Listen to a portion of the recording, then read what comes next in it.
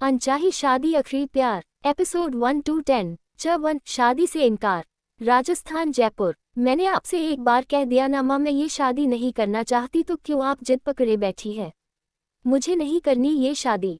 क्यों बेकार में इस बवाल को मेरी छाती में पटक रहे हो? सावित्री जी नव्या की माँ बोली। नव्या बेटा, ये रिश्ता बहुत अच्छा है, तू समझ क्यों नहीं रही? लड़का एकदम हीरा है, तू खामखा गलत सोच रही है। कोई दिक्कत नहीं आएगी तेरे भविष्य में, अब तो मान जा मेरी सोना बेटा। नव्या अपनी माँ पर गुस्सा नहीं करना चाहती थी, पर उसकी माँ जिस तरह से उसकी शादी की जिद पकड़े बैठी है, नव्या अपना गुस्सा रोक नहीं पा रही थी। नव्या गुस्से में बोली, माँ अपना आज मुझे सच बता ही दो, कहीं आज आपको पता तो नहीं चल गया किसी ने हॉस्पिटल में मुझे बदल दिया था और अब आप अपनी असली औलाद के मुंह में मुझ बदले हुए बच्चे को कहीं भी पटकने के लिए तैयार हो? थोड़ा ड्रामा करते हुए टिपिकल सीरियल की हीरोइन बनकर बोली, माँ बता दीजिए माँ, अब मुझसे ये बर्दाश्त नहीं होता, मैं क्या करूँ? भगवान जी, किसने मुझे अस्पताल में बदल दिया था? कौन है मेरे असली माँ बाप? सावित्री जी ने नव्या के सिर पर एक चपत लगाई और बोली, चुप कर नालायक, कुछ भी बोलती रहती है। तेरे पापा ने ये लड़का देखा है, अपने पापा पर तो भरोसा है ना तुझे? उनकी पसंद पर तो भरोसा है ना? नव्या अपनी माँ के आगे थक हार कर बोली, माँ आपकी पसंद पर पूरा भरोसा है, पर एक बार आप खुद सोचो, मैं किसी की दूसरी बीवी बन जाऊंगी, दूसरी माँ कहलाऊंगी, सौतेली माँ। माँ पता नहीं वो बच्चा मुझे अपनी माँ के रूप में एक्सेप्ट करेगा भी कि नहीं, पता नहीं बच्चा कैसा होगा, किस तरह से रिएक्ट करेगा। माँ आप मुझे मेरे भले के लिए डांटते हो ना, पर अगर कल को मैंने उस बच्चे को थोड़ा भी ज्यादा बोल दिया तो वो तो यही कहेगा, सौतेली माँ ने अपने रंग दिखा दिए, उसका बाप भी उसकी साइड होगा। मेरी कोई बात बुरी लगी तो पता नहीं किस किस से क्या क्या कहेगा, कुछ गलत ना करने पर भी मैं गलत बन जाऊंगी, वही टैग लग जाएगा सौतेली। वो बच्चा हर बात पर मुझे अपनी पहली माँ से कंपेयर करेगा, मैं ये सब बर्दाश्त कर पाऊंगी? उसका बाप क्या पता अपनी पहली बीवी के गम में मेरे साथ कैसा बर्ताव करेगा। माँ प्लीज आप समझो, आप दोनों मेरे नजरिए से एक बार देखो, आप खुद इस शादी के लिए ना बोलोगे? सावित्री जी ने गहरी सांस ली और नव्या के पास आते हुए बोली, नव्या मैं मानती हूँ तेरे दिमाग में जो ख्याल आ रहे हैं वो गलत नहीं है, पर मेरी बात भी तो समझ। नव्या अपनी माँ से दूर भागते हुए बोली, नहीं समझना मुझे तो कुछ सुनना ही नहीं है, और अगर आपने मेरे साथ और जबरदस्ती की मैं जहर खा लूंगी। पहले ही वार्निंग दे दिया है, तो अब मेरे आगे ये टॉपिक मत छेड़ना। नव्या अपने रूम में चली जाती है और रूम को अंदर से बंद कर लेती है। सावित्री जी मायूसी से नामे सिर हिलाती है और वो भी अपने रूम में चली जाती है। City hospital. एक आदमी हॉस्पिटल के 5th फ्लोर के वेटिंग रूम में कांच के वॉल के बाहर झांक रहा था। आंखें जैसे सुकून तलाश रही हो, पर सुकून कहीं भी नहीं। उसके बाल बिखरे हुए थे, अपने हाथ पेट की पॉकेट में डाल रखा था, चेहरे पर कोई भाव नहीं, पर सीने के अंदर बयां ना कर पाने वाला दुख। पीछे से एक दूसरा आदमी उसके कंधे पर हाथ रखता है। वो आदमी पलटता है तो दूसरा आदमी बोला, ऋषभ चल भाई कुछ खा ले। ऋषभ मुंह से एक गहरी सांस छोड़ते हुए बोला, निखिल तो बेकार में मेरे लिए इतना परेशान हो रहा है, तुझे अपने घर जाना चाहिए। मैं ठीक हूँ, तूने मेरे लिए बहुत किया है यार, अब तू घर जा, तेरी बीवी घर पर अकेली होगी। निखिल उसकी बात सुनकर आंखें नचाते हुए बोला, हाँ मुझे अच्छे से पता से तू कितना ठीक है। तू अपनी भाभी की टेंशन ना ले, उसे मैंने उसके मायके छोड़ दिया है कुछ दिनों के लिए, तो वहाँ वो अकेली तो बिल्कुल नहीं हो सकती। अब बहुत हुआ तेरा, सुबह से तूने कुछ नहीं खाया, नहीं चल खाना खाते हैं। ऋषभ निखिल की बात टालते हुए बोला, नहीं यार मुझे बिल्कुल भूख नहीं है।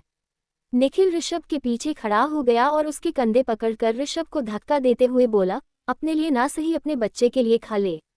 उसे अपना हेल्थी फिट और मस्त बाप चाहिए, ये नहीं जो खाना भी टाइम पर खाना नहीं जानता। चल अब उठ, अपने बच्चे के लिए खुद को संभाल ऋषभ, जो हुआ सो खत्म, अब नई शुरुआत करनी है तुझे, समझा? ऋषभ निखिल के डायरेक्शन पर चलते हुए हॉस्पिटल कैंटीन में आया और एक टेबल के पास आकर खड़ा हो गया। निखिल दोनों के लिए खाना ऑर्डर करके ऋषभ के पास वापस आया। ऋषभ चेयर पर बैठते हुए अपने भावहीन अंदाज में बोला, मैं शादी नहीं करना चाहता यार, मैं नहीं कर पाऊंगा, तू मेरी प्रॉब्लम अच्छे से समझ रहा है ना? मैं उस लड़की से प्यार नहीं कर पाऊंगा, उसे बीवी की खुशी नहीं दे पाऊंगा। मैं सिर्फ एक लड़की से प्यार करता था, वो भी मुझे छोड़कर चली गई, मुझे अब प्यार नहीं होगा। निखिल ऋषभ की बात सुनकर बोला, देख मैं जानता हूँ तेरी प्रॉब्लम, पर अपने बच्चे के लिए तुझे शादी करनी ही चाहिए। तुझे नहीं लगता उस नन्ही जान को एक माँ की जरूरत है? तू भले ही एक बीवी नहीं चाहता, पर उसे एक माँ चाहिए। मान लिया तू अकेले ही बच्चे को संभाल लेगा, पर आगे जाकर तू उसे क्या बताएगा। उसके पापा अपने दर्द के आगे उसके लिए कुछ सोच ही नहीं पाया। ऋषभ निराशा से बोला, मैं कुछ समझ नहीं पा रहा यार, क्या करूं? क्या सही होगा क्या गलत, मुझे कुछ समझ नहीं आ रहा। पर क्या जिस लड़की के बारे में तूने मुझे बताया वो मेरे बच्चे को संभाल पाएगी? कल को वो नहीं कहेगी अपने बच्चे के लिए, उसे खुद के लिए बीवी का वो हक नहीं चाहिए होगा। निखिल खाना खाते हुए बोला, देखते हैं। मैंने बात की है तिवारी जी से, उन्हें सब पता है। उनकी बेटी से मैं एक बार मिला हूँ, वो बहुत अच्छी है, मुझे ऐसा लगता है वो एक अच्छी माँ जरूर बनेगी। ऋषभ कुछ नहीं बोला, बस अपनी दुनिया में कुछ सोचते हुए खाना खाने लगा। शाम को शिव तिवारी जी अपने घर आए और उन्हें अपनी बीवी से पता चला कि उनकी बेटी ने शादी ना करने की कसम खाई है, अब भले ही चाहे उसे इसके बदले जहर खाना पड़ जाए। तिवारी जी हंसते हुए अपनी बेटी के पास गए तो नव्या बेड पर पेट के बल लेटे फोन चला रही थी। तिवारी जी रूम के अंदर आते हुए बोले, मेरे नव्या बेटा को क्या हुआ, मुंह क्यों लटका रखा है?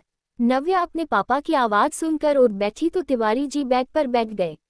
नव्या ने अपने पापा की गोद में सिर रख लिया और बोली, पापा मुझे ये शादी नहीं करनी। तिवारी जी अपनी बेटी की हरकत पर मुस्कुराए और उसका सिर सहलाते हुए बोले, हाँ बताया तुम्हारी माँ ने, पर तुमसे मैं शादी के बारे बात करने के लिए नहीं आया हूँ, बल्कि तुम्हें कुछ बताने आया हूँ। और मैं जो भी बोलूँगा तुम्हें चुपचाप सुनना है, जरा सी भी आवाज मत निकालना, समझी? नव्या ने अच्छे बच्चे की तरह सिर हिलाया तो तिवारी जी अपनी बेटी का सिर सहलाते हुए बोले, लड़के का नाम ऋषभ है। नव्या इतना सुनते ही उठ बैठी और नाराज होते हुए बोली, पापा आप चीटिंग कर रहे हैं। अभी आपने कहा था आप शादी से रिलेटेड कुछ नहीं कहेंगे। तिवारी जी ने नव्या को चुप कराते हुए कहा, बेटा मैंने कहा था ना, बीच में मत बोलना। तुम भी तो चीटिंग कर रही हो। मैं कहाँ तुम्हारी शादी के बारे में कह रहा हूँ, मैं तो बस तुम्हें कुछ बताना चाहता हूँ। आप चुप बैठो और पापा की पूरी बात सुनो। नव्या फिर से अपने पापा की गोद में सिर रखकर लेट गई तो तिवारी जी ने भी अपनी बातें शुरू की। लड़के का नाम ऋषभ है, दिखने में बहुत अच्छा है। नव्या फिर से बीच में कूद पड़ी, टाइम प्लीज पापा, कोई भी लड़का आपसे ज्यादा हैंडसम नहीं हो सकता। अब आप फिर से शुरू हो जाए।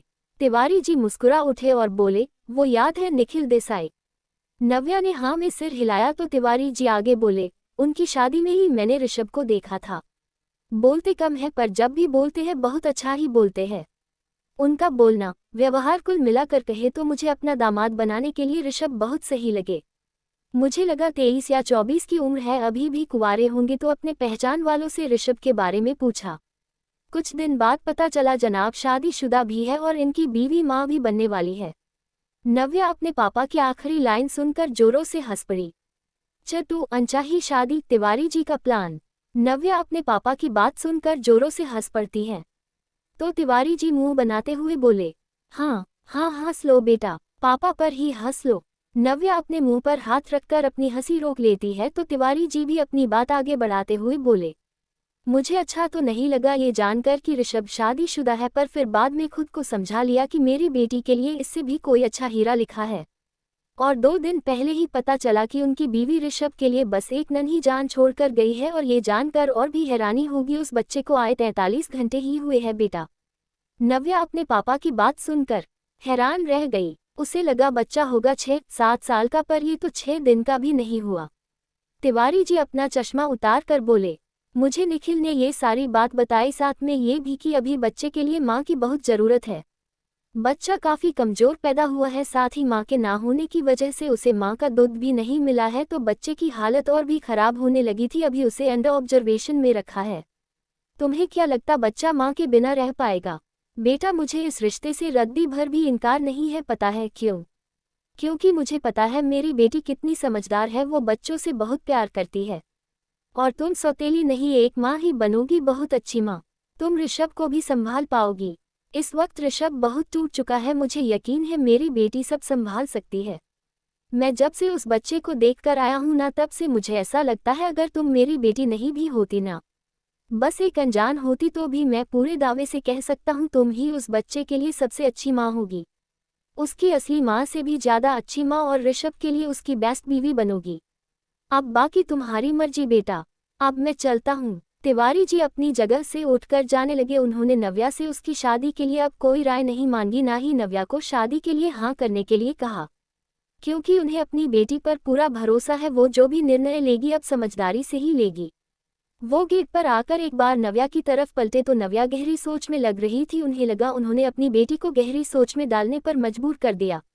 नव्या का दिमाग ठंडा करने के लिए उन्होंने उसका ध्यान अपनी तरफ करवाते हुए कहा, अच्छा आज मैं अपने हाथों से तुम्हारे लिए पुलाव बनाऊंगा, तुम्हें पसंद है ना? नव्या ने भी मुस्कुराकर हाँ में सिर हिला दिया। तिवारी जी रूम से बाहर चले गए। नव्या के दिमाग में अब वो छोटा बच्चा घूमने लगा। बच्चे के बारे में सुनकर उसे बहुत बुरा लगा, एक मासूम सा बच्चा जिससे उनकी माँ छीन गई। उसे बच्चे के लिए दया आ रही थी पर दिल में कोई माँ की भावना नहीं जगी, इसलिए उसे इस शादी के बारे अभी भी कुछ कहने में झिझक हो रही थी। City hospital. रात गहरी होने लगी। ऋषभ के पास एक नर्स आए और बोली, सर आप अपने बच्चे को अब देख सकते हैं। ऋषभ ये बात सुनकर जल्दी जल्दी एनआईसीयू वेंटिलेटर रूम में गया। पहले एक सीनियर नर्स ने ऋषभ को एक हॉस्पिटल गाउन पहनाया और मास्क दिया। हाथों को बाहर लगे सैनिटाइजर से साफ करके ऋषभ सीनियर नर्स के साथ अंदर वेंटिलेटर रूम में गया। रूम के अंदर 4 वेंटिलेटर मशीन थे, एक खाली और 3 वेंटिलेटर में बच्चे थे। ऋषभ 3rd नंबर के वेंटिलेटर पर गया, उसका बच्चा मशीन के अंदर सो रहा था। बच्चे को देखकर ऋषभ भावुक हो गया। वो उसे सीने से लगाना चाहता था पर अभी बच्चा कमजोर है, उसे अपने पापा से ज्यादा इस मशीन की जरूरत थी। ऋषभ ने मशीन के ग्लास पर हाथ रखा और काफी देर तक बस बच्चे को टकटकी लगाए देखता रहा। ऋषभ ने नर्स से पूछा, ये कब तक ठीक हो जाएगा? मैं कब अपने बच्चे को अपने सीने से लगा पाऊंगा? कब इसे घर ले जा पाऊंगा? नर्स ने ऋषभ को समझाया, सर आप अच्छे से जानते हैं बच्चा बहुत कमजोर है, जब तक ये रिकवर नहीं हो जाता हम इसे कैसे घर भेज दे। ऊपर से बच्चे की माँ भी नहीं है, इसके खाने का, इसकी देखभाल का काम अभी हमारे ऊपर, आप आराम से छोड़ सकते हैं। ऋषभ खुद को संभालते हुए नर्स से बोला, कोई बात नहीं सिस्टर, आप मेरे बच्चे को अच्छे से रिकवर होने तक संभाल कर रखिए। मेरे पास जीने के लिए बस यही है जिसके लिए मैं जी रहा हूँ, जिसके लिए खुद को अब तक संभाल रखा है, वरना तो मैं कब का मर चुका होता। नर्स ऋषभ को सांत्वना देते हुए बोली, मिस्टर मल्होत्रा आप ऐसा क्यों कहते हैं? अपने बच्चे को देखिए, इसने भी तो कुछ खोया है ना, पर नादान को पता ही नहीं क्या खो चुका है ये। भगवान अगर आपसे कुछ लेता है तो आप उससे बेहतर कुछ जरूर देता है, और आपको ये नन्ही जान मिली है, इसके लिए खुद को हर दिन मजबूत कीजिए। चलिए अब आपको जाना चाहिए, ज्यादा देर यहाँ नहीं रुक सकते आप, बाद में इससे मिलने आ जाएगा। ऋषभ ने हाँ में सिर हिलाया और एक बार फिर नजर भर अपने बच्चे को देखकर नर्स के साथ वेंटिलेटर रूम से बाहर आ गया। अगले दिन दोपहर को तिवारी जी आनन फानन में अपने घर आए और अपनी तिवारन को आवाज लगाने लगे। सावित्री जी किचन से बाहर निकलकर खींचते हुए बोली, पूरा घर सिर पर उठा लिया आपने तो, क्या हुआ है जो आज इतनी जल्दी कैसे आ गए काम से? तिवारी जी जल्दी जल्दी बोले, जल्दी बताए नव्या कहाँ है, हमें हॉस्पिटल जाना है। सावित्री जी परेशान होते हुए बोली, हाय हाय क्या हुआ है जी, आपको कहीं चोट आई है क्या? पर नव्या तो घर पर है ही नहीं, नव्या को कुछ हुआ है, जल्दी बताए ना। तिवारी जी सावित्री जी को शांत करते हुए बोले, भाग्यवान कुछ नहीं हुआ है, बस हमारी बीपी की दवाई लानी है और आपकी शुगर की। नव्या को साथ ले चलते हैं हॉस्पिटल, ये कह रहे थे हम। सावित्री जी चैन की सांस लेते हुए बोली, आप भी ना डरा दिया, फोन कर लीजिए अपनी बेटी को आ जाएगी। तिवारी जी ने नव्या को फोन करके सिटी हॉस्पिटल में आने को कह दिया। नव्या भी अच्छी बच्ची बनकर हॉस्पिटल आ गई। हॉस्पिटल पहुंचकर नव्या ने अपने पापा को कॉल किया। थोड़ी देर में तिवारी जी वहां आ गए, साथ में नव्या के फूफा जी भी वहां थे। नव्या ने अपने फूफा जी को नमस्ते कहा। विष्णु जी, नव्या के फूफा जी बोले, चलो दवाई लेने के बहाने ही सही आज बाप बेटी आए तो सही हमसे मिलने। नव्या अपने फूफा जी से बोली, फूफा जी हमारी क्या गलती इसमें, आप ही अपने हॉस्पिटल के कामों में इतने बिजी होते हो, हमें बहाने लगाने पड़ते हैं आपसे मिलने के लिए। नव्या के फूफा जी हंस पड़े। तिवारी जी ने नव्या से कहा, बेटा नव्या तुम अपने फूफा जी के साथ अंदर जाओ, मैं आता हूँ दवाई लेकर। नव्या ने कहा, मेरा अंदर क्या काम, मैं क्या करूँगी हॉस्पिटल में जाकर। इतने में फूफा जी बोले, हाँ नव्या चलो तुम्हें कुछ दिखाना है। नव्या अपने फूफा जी के साथ हॉस्पिटल के अंदर जाते हुए बोली, फूफा जी हॉस्पिटल भी कोई देखने की चीज है, आप मुझे कहीं घुमाने नहीं ले जाते तो आज हॉस्पिटल ही घुमा रहे हैं। फूफा जी हंसते हुए बोले, चलो तो सही। फूफा जी नव्या को 5th फ्लोर में लाए और एनआईसीयू वेंटिलेटर रूम के पास ले गए। सीनियर नर्स ने नव्या को देखा और उसे अपने साथ चलने को कहा। नव्या ने अपने फूफा जी की तरफ प्रश्नात्मक दृष्टि से देखा तो फूफा जी बोले, घबराओ मत, ये तुम्हें वेंटिलेटर रूम ले जाएगी, पर उससे पहले तुम्हें हॉस्पिटल ड्रेस पहनना पड़ेगा। नव्या कंफ्यूज होकर बोली, वेंटिलेटर रूम पर क्यों फूफा जी? फूफा जी नव्या के सिर पर हाथ फेर कर कहा, फूफा जी पर भरोसा नहीं है। नव्या जल्दी से बोली, ऐसी बात नहीं है फूफा जी, मैं तो बस ऐसे ही पूछ रही थी। सिस्टर चलिए जहाँ चलना है। नव्या सीनियर नर्स के साथ गई। उन्होंने नव्या को हॉस्पिटल गाउन, मास्क दिया और हाथों पर सैनिटाइजर दिया। नव्या नर्स के पीछे पीछे अंदर गई और एक वेंटिलेटर मशीन के पास आकर रुकी। उसने पहली बार ये सब देखा था। नर्स नव्या को देखकर बोली, ये सभी बच्चे वो हैं जो समय से पहले डिलीवर हो जाते हैं और कमजोर रह जाते हैं। इधर आओ और इस बच्चे को देखो। नव्या थोड़ा आगे आए और वेंटिलेटर मशीन के अंदर बैठे बच्चे को देखने लगी तो नर्स बोली, इस बच्चे की मां नहीं है। इसे अब तक मां का दूध तो छोड़ा, मां के सीने की गर्मी भी महसूस नहीं हुई। इसके पापा इसे सीने से लगाना चाहते हैं पर बच्चा इस कंडीशन में नहीं कि मशीन से निकाले। 55 घंटे हो चुके हैं इसे पैदा हुए और तब से इस मशीन में बंद है ये। अभी तो ये काफी ठीक है, आज ये पहले से काफी बेहतर है। इतने में बच्चा रोने लगा। सीनियर नर्स ने बेबी को मशीन से बाहर निकाला और थोड़ी देर के लिए उस मशीन से आज़ाद करके चुप करने लगी, पर बेबी चुप होने का नाम नहीं ले रहा था। नर्स बच्चे को शांत कराने की कोशिश करते हुए बोली, ये जब भी रोता है इसे चुप कराना बहुत मुश्किल हो जाता है। इसे अपनी माँ की ज़रूरत है, उसके लाड़ की ज़रूरत है। मैंने कई बच्चे संभाले हैं पर बच्चे की माँ की कमी कैसे पूरी करूँ मुझे नहीं पता। नव्या थोड़ा आगे आते हुए बोली, क्या एक बार मैं ट्राई करूँ? नर्स ने नव्या की तरफ देखा, पर सिर्फ नर्स ही नहीं कोई और भी था जो नव्या पर नजरें गड़ाए हुए था। छत्री अनचाही शादी के लिए हाँ। नव्या ने नर्स से पूछा, क्या मैं एक बार कोशिश करूँ? अगर कोई प्रॉब्लम ना हो तो। नर्स ने नव्या की तरफ पर नर्स के साथ कोई और भी नव्या को देखे जा रहा था। नव्या के पूछने पर नर्स ने नव्या के पीछे ग्लास वॉल की तरफ देखा जहां ऋषभ, निखिल, तिवारी जी और विष्णु जी बाहर खड़े अंदर की तरफ ही देख रहे थे। ऋषभ ने पलके झपका कर नव्या को बेबी देने का इशारा किया।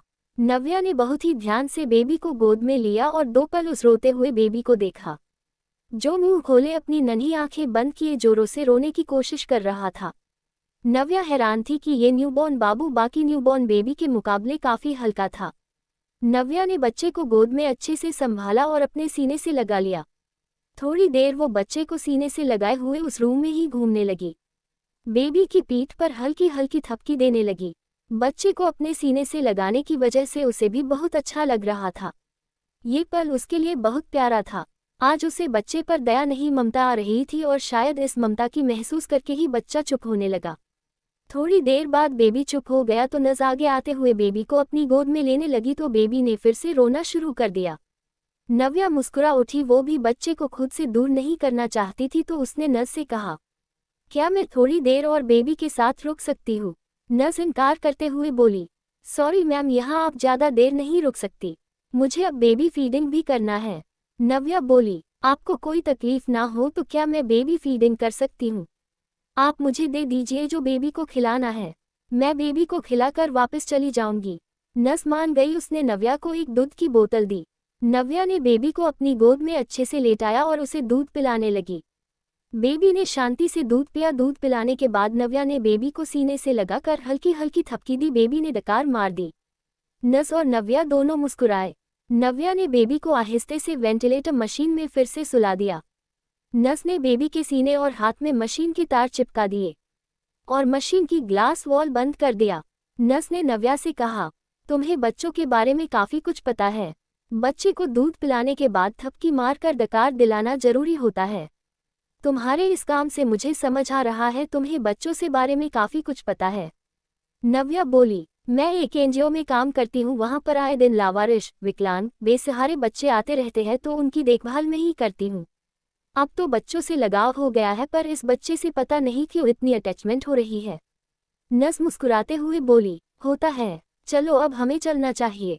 नव्या और नर्स रूम से बाहर आए तो चारों जेंट्स को साथ में बाहर ही खड़ा पाया, जिनमें से एक इंसान उसके लिए अनजान था, वो था ऋषभ। तिवारी जी नव्या के पास आकर मुस्कुरा कर बोले, कैसा लगा अंदर बच्चे से मिलकर? नव्या बोली, बहुत अच्छा पापा, बच्चा बहुत प्यारा था पर उससे ज्यादा वो कमजोर था। निखिल बीच में टपकते हुए बोला, इसलिए तो आपको बुलवाया है ताकि जान सके आप बच्चे की कमजोरी दूर करने में कितनी सहायक है। नव्या कंफ्यूज होकर बोली, क्या मतलब निखिल भाई? विष्णु जी ने नव्या से कहा, बेटा चलो तुम्हें आराम से नीचे समझाते हैं। विष्णु जी, तिवारी जी और नव्या वहां से जाने लगे तो विष्णु जी इशारे से निखिल को ऋषभ को समझाने के लिए कहा तो निखिल ने भी थम्स अप का इशारा कर दिया और तीनों ग्राउंड फ्लोर पर आ गए। निखिल ऋषभ के कंधे पर हाथ कर बोला, देखा मैंने कहा था ना ये तेरी वाइफ बनने के लिए बिल्कुल ठीक है। उन्होंने कैसे एक पल में बेबी को चुप करा दिया और बेबी भी कितना सुकून महसूस कर रहा था उसकी गोद में। ऋषभ अभी भी असमंजस में पड़ा हुआ था। वो बोला, मैं अभी भी डिसीजन नहीं ले पा रहा यार। निखिल थोड़ा गुस्से में बोला, तू अभी भी कंफ्यूज है। ऋषभ, तू क्या देख नहीं पा रहा वो कितनी सही लड़की है तेरे बच्चे की माँ बनने के लिए? पर निखिल अचानक से रुक गया और अचानक से कुछ सोचते हुए बोला, कहीं तू इसलिए तो नहीं कंफ्यूज हो रहा कि तू दूसरी शादी ही नहीं करना चाहता और तुझे अपनी शादी न करने के रीजन के कारण अपने बच्चे के बारे में भी नहीं सोच पा रहा? ऋषभ एक चेयर पर बैठकर घुटनों पर अपने हाथ टीकाकर सिर झुकाकर बोला, आगे कभी मेरी वजह से उसका प्यार मेरे बच्चे के लिए कम पड़ गया तो क्या वो सच में इतनी अच्छी है या ये बस बन रही है? कल को वो अपना बीवी का हक मांगेगी तब मैं क्या करूँगा? मेरे लिए मेरा बेटा ही अब सब कुछ है। अब मैं किसी और से कभी प्यार नहीं कर पाऊंगा। वो इस वजह से मुझसे दुखी ही होगी। ये शादी होकर भी अनचाही शादी ही रह जाएगी। निखिल ऋषभ के बगल में बैठ जाता है और कहता है, तू कब तक इन सब बातों को पकड़कर बैठा रहेगा? भूल जा यार।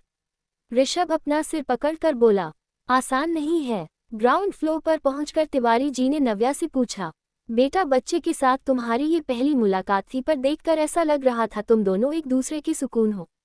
नव्या मुस्कुरा उठी और कहा, पापा बच्चा था ही इतना प्यारा। विष्णु जी बोले, तो अब क्या सोचा है तुमने शादी के बारे में? नव्या एकदम से चुप पड़ गई। तिवारी जी ने नव्या के सिर पर हाथ फेरकर पूछा तो नव्या ने कहा, पापा बच्चे को सच में माँ की बहुत जरूरत है पर मैं उसकी केयर टेकर भी तो बन सकती हूँ ना। मैं उसे उतना ही प्यार दूंगी जितना माँ बच्चे से करती है। पर शादी के बारे मेरी अभी कोई राय नहीं है। मुझे तो ये भी नहीं पता लड़का कैसा है। विष्णु जी बोले, वो लड़का था ना ऊपर हम सबके ब्लैक शर्ट पैंट वाला, वही है ऋषभ मल्होत्रा, उस बच्चे का पापा। नव्या ने अब ऋषभ का चेहरा याद किया तो वो खुद से बोली, हम शक्ल से तो काफी अच्छे थे पर उनके भाव देखकर ऐसा लग रहा था वो ज्यादा खुश नहीं हुए मुझे देखकर। तीनों बात करते हुए हॉस्पिटल के बाहर आए। नव्या साइड में लगी चेयर पर बैठ गई और तिवारी जी और विष्णु जी मेडिकल एरिया में चले गए दवाई लेने। नव्या शांति से बैठी उस बच्चे के बारे में ही सोच रही थी। 5th फ्लोर के वेटिंग रूम में खड़ा ऋषभ ग्लास वॉल से नव्या को देख रहा था। उसके मन में भी शादी करूं या नहीं यही उथल पुथल मची हुई थी। वो कभी किसी दूसरी लड़की को प्यार नहीं कर पाएगा, कहीं वो नव्या की लाइफ स्पॉइल ना कर दे। उस लड़की के भी कुछ अरमान होंगे अपने पति के लिए, कहीं वो उन अरमानों में अनचाही शादी के चलते कुचल ना दे। तभी उसने देखा निखिल नव्या के पास आकर उसके बगल में बैठ गया। नव्या ने बस मुस्कुराकर उसे ग्रीट किया। निखिल थोड़ा घबरा कर और थोड़ा क्यूरियसली नव्या से पूछता है, तो क्या तुम मेरे दोस्त से मिलना चाहेंगी? नव्या ने पूछा, क्यों? निखिल ने गहरी सांस लेकर कहा, नव्या तुम मुझे 2 साल से जानती हो और मुझे अपना बड़ा भाई भी मानती हो ना। मुझ पर थोड़ा बहुत ही सही पर भरोसा तो होगा ना? नव्या ने हाँ में सिर हिलाया तो निखिल ने आगे कहा, तो मुझे तो तुम पर उससे भी ज्यादा भरोसा है। मैं ऋषभ को बचपन से जानता हूँ, उसमें कोई खोट नहीं है, वो बहुत अच्छा है, बस उसके साथ कुछ नहीं हुआ। जब मुझे पता चला कि ऋषभ पापा बन गया है पर बच्चे ने अपनी माँ को खो दिया तो ऋषभ बहुत टूट चुका था। वो बच्चे के आने की खुशी मानता या अपना प्यार खोने का गम? वो तो शुक्र है विष्णु जी का, उन्होंने सब कुछ समझते हुए तुम्हारे बारे में बताया। मैंने तुम्हारे पापा से बात की तो वो भी इस शादी के लिए तैयार थे। बस अब तुम्हारा और ऋषभ का ही फाइनल डिसीजन सुनना है। नव्या ने पूछा, आपके दोस्त की इस शादी में क्या राय है? निखिल ने जवाब दिया, मैं झूठ नहीं बोलूंगा, वो अपने बच्चे के लिए शादी के लिए तैयार भी है पर उसे डर है कहीं तुम्हारी लाइफ उसकी वजह से खराब न हो जाए, कहीं आगे जाकर तुमने बच्चे के साथ अच्छा बर्ताव नहीं किया तो। तुमने शादी अभी तक कोई प्रॉपर जवाब नहीं दिया है, इसलिए तुम्हारे पापा ने हॉस्पिटल का बहाना लगाया है और भी बहाने लगाते रहेंगे जब तक कोई संतुष्ट जवाब नहीं मिल जाता। पर अब की बार जो तुम्हारा डिसीजन होगा वही आखिरी होगा, ऐसा ऋषभ ने कहा। नव्या 2 मिनट चुप बैठी रही, फिर उसने गहरी सांस लेकर जवाब दिया, मैं शादी के लिए तैयार हूँ निखिल भाई। मुझे इस शादी से मुझे कोई प्रॉब्लम नहीं है। निखिल को अपने कानों पर यकीन नहीं हुआ। उसने नव्या से पूछा, क्या मैंने जो सुना वो सच है? तुम सच में? नव्या ने हाँ में सिर हिलाकर कहा, मुझे खुशी मिलेगी इस नन्ही जान की माँ बनकर। एक ऐसे इंसान को बीवी बनकर जिसके लिए प्यार ही सब कुछ है। वो अपनी पहली बीवी के लिए बहुत लॉयल है। ये बात मुझे बहुत अच्छी लगी। मैं सच में इस शादी के लिए तैयार हूँ निखिल भाई। इतने में विष्णु जी और तिवारी जी भी वहां आ गए। उन्होंने जब नव्या के मुंह से शादी के लिए हाँ सुना तो वो भी बहुत खुश हुए। पर नव्या को इस बात की थोड़ी टेंशन थी कि ऋषभ के लिए क्या वो थोड़ी सी भी इम्पोर्टेंट नहीं बन पाएगी। ऋषभ ने जब देखा तीनों अचानक से जेंट्स खुश हो उठे तो उसने निखिल को कॉल किया। चफ और अनचाही शादी बेबी का नाम। ऋषभ ने निखिल को कॉल किया। निखिल ने जल्दी से ऋषभ का कॉल उठाया। निखिल ने हद पार खुशी जताते हुए कहा, मेरे भाई नव्या को इस शादी से कोई प्रॉब्लम नहीं है। वो इस शादी के लिए तैयार है। और अब तू? निखिल आगे कुछ कहता उससे पहले ही ऋषभ ने कॉल कट कर दिया। निखिल ने भी इस बात पर ज्यादा ध्यान नहीं दिया और तिवारी जी से बात करने लगा। थोड़ी देर बाद तिवारी जी और नव्या अपने घर के लिए निकल गए। ऋषभ ना जाने कब से बस उन सबको ही देख रहा था। नव्या पर गौर कर रहा था। एक लड़की जो 22-23 की है, सुंदर रूप रंग, व्यवहार भी बहुत अच्छा, एक संस्कारी लड़की जिसे उसके बेटे तक ने अपनी मां बना लिया है। नव्या कहीं आगे जाकर बदल ना जाए। आज जो प्यार उसने उसके बच्चे को दिया उससे कहीं ज्यादा प्यार वो रोज उसके बेटे पर बरसाए। बाकी उसे अब अपने बेटे के अलावा और किसी से प्यार नहीं करना, ना ही उससे होगा। रात को नव्या अपने रूम में बेड पर लेटी थी। वो कभी ऋषभ का चेहरा याद करती तो कभी उस नन्ही जान को सीने से लगाना। नव्या खुद से बोली, मुझ पर पापा को, फूफा जी को, निखिल भाई को इतना भरोसा था कि उन्होंने एक बार में ही बच्चे के लिए माँ और उनके लिए बीवी डिसाइड कर लिया। मैं इन सबका ये भरोसा नहीं तोड़ सकती। मैं क्या सच में मिस्टर मल्होत्रा के लिए ठीक हूँ? उनका चेहरा देखकर ही मैं बता सकता है ये बहुत टूट चुके हैं। क्या मैं इस टूटे बिखरे इंसान को समेट पाऊंगी? क्या मैं उन्हें संभाल पाऊंगी? नव्या ये सब सोचते सोचते ही सो गई। उसकी नींद 2 बजे खुली जब उसके पापा ने उसके रूम का दरवाजा पीटना शुरू कर दिया। अचानक से आए आवाज से नव्या डर गई। खुद को संभाल कर उसने दरवाजा खोला। तिवारी जी हड़बड़ी में बोले, बेटा जल्दी चलो, हॉस्पिटल चलना है। नव्या अपने पापा की बात सुनकर हैरान रह गई। उसने अपने पापा से पूछा, क्या हुआ पापा, सब ठीक है ना? तिवारी जी टेंशन से बोले, बच्चे की हालत खराब है, हमें जल्दी चलना होगा। नव्या बच्चे के बारे में सुनकर हैरान हो गई। तिवारी जी ने कहा, तुम कपड़े बदलो, इतने में निखिल भी आता होगा कार लेकर।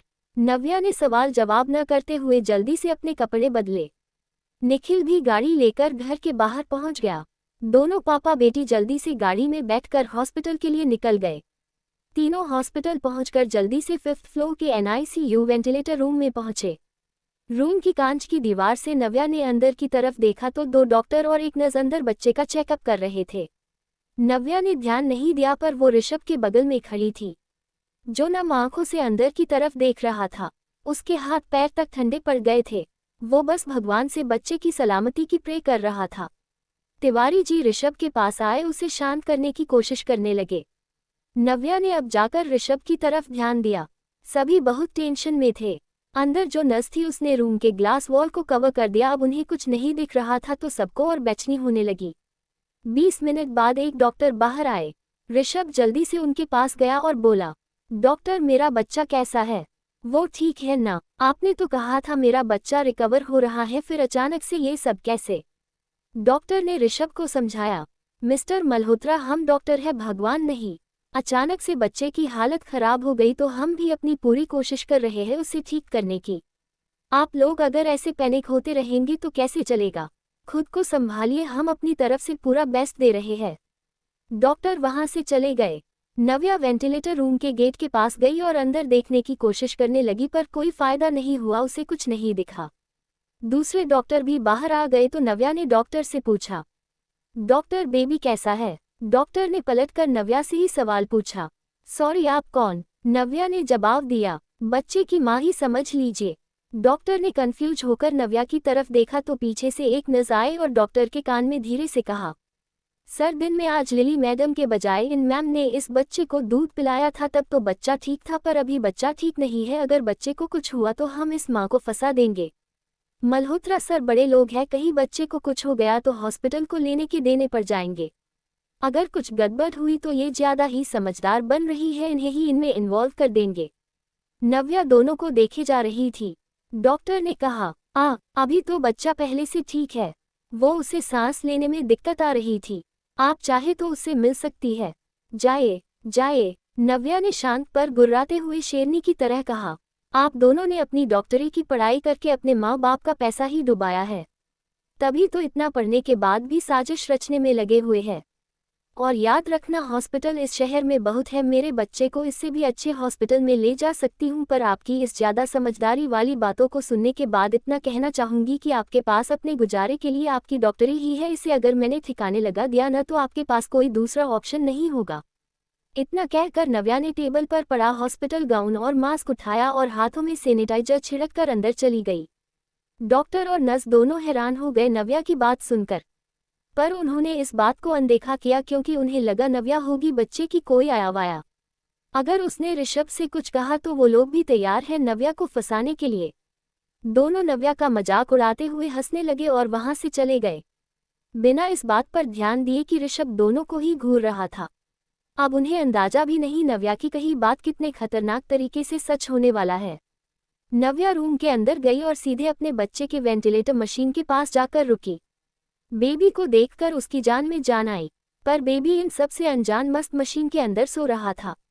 नव्या ने मशीन पर हाथ फेर कर कहा, बदमाश कितनी आराम से सो रहे हो, आपको पता है आपके पापा, चाचू, नई मम्मा और नए नानू कितने परेशान हो गए थे, सबकी जान अटका दी बच्चे आपने।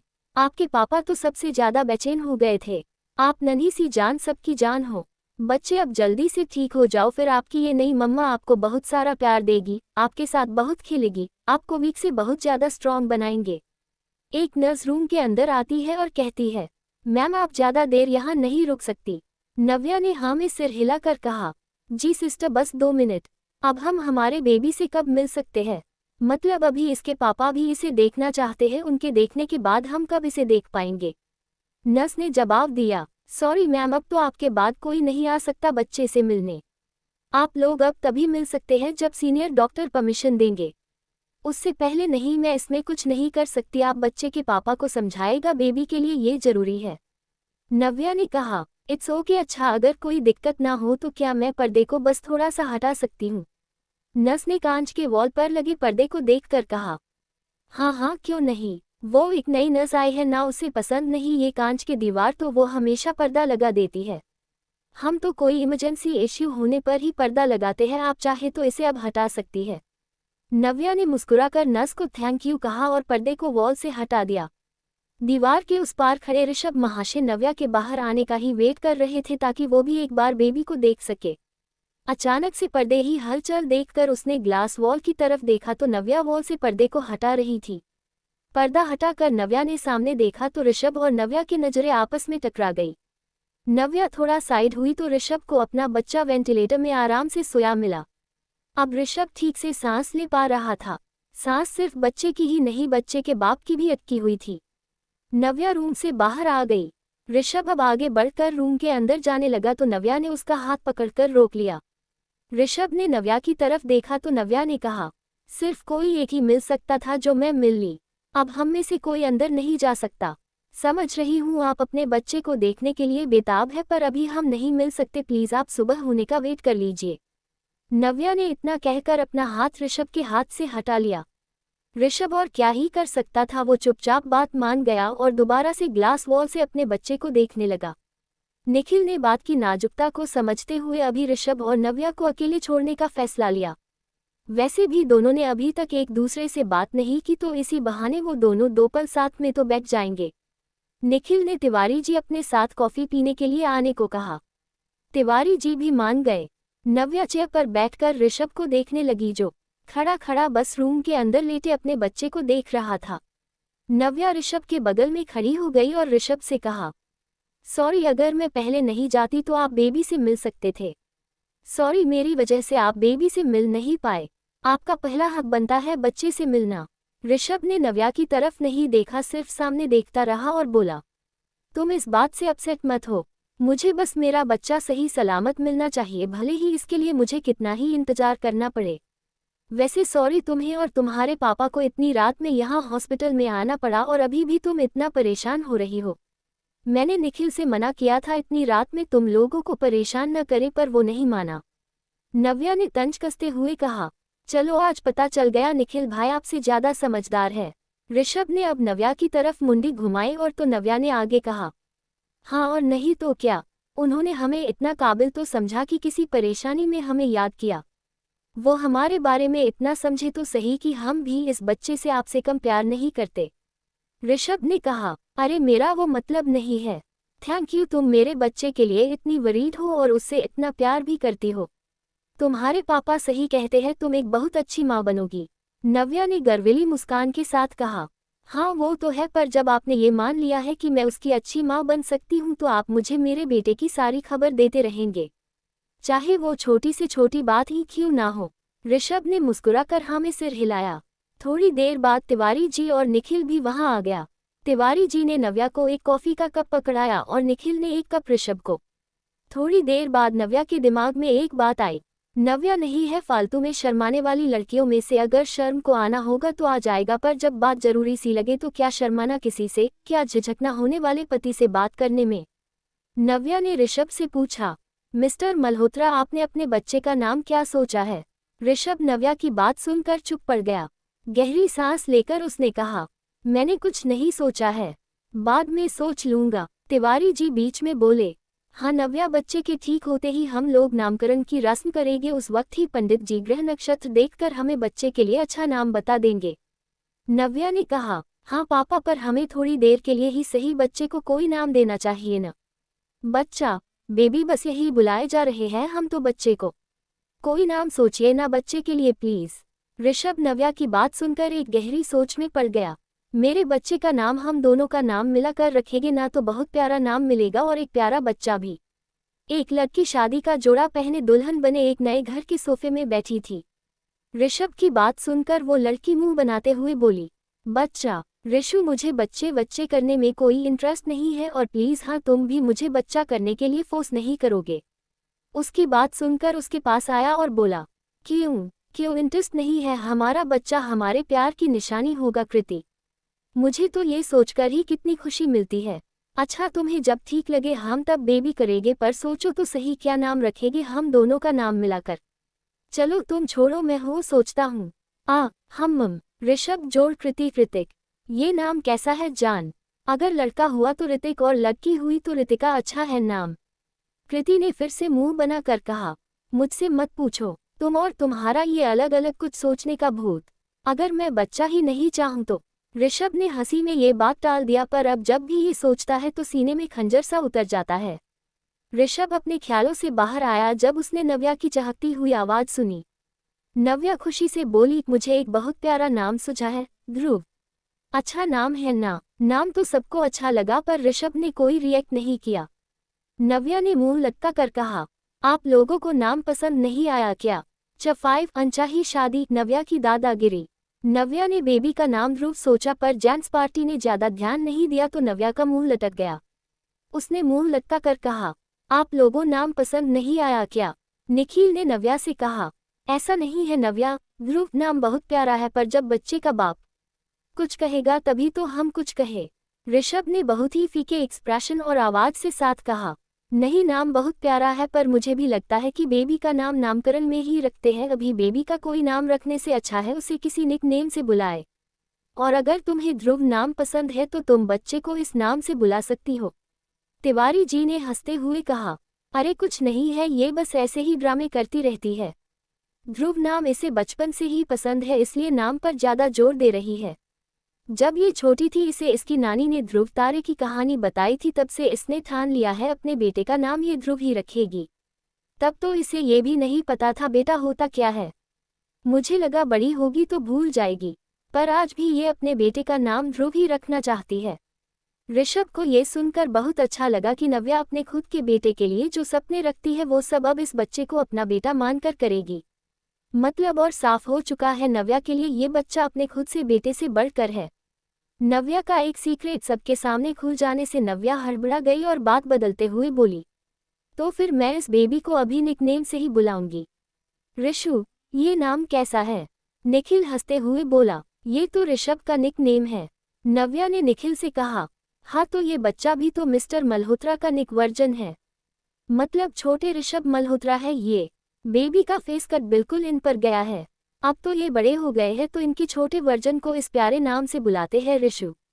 वेरी क्यूट, ये ठीक रहेगा मिस्टर मल्होत्रा जी, अगर आप बुरा न लगे तो। ऋषभ ने हाँ में सिर हिलाकर सहमति दे दी, पर कुछ कहा नहीं। नव्या को अच्छा नहीं लगा। ऋषभ हर बार थोड़ा सा बोलता और फिर बिल्कुल चुप हो जाता।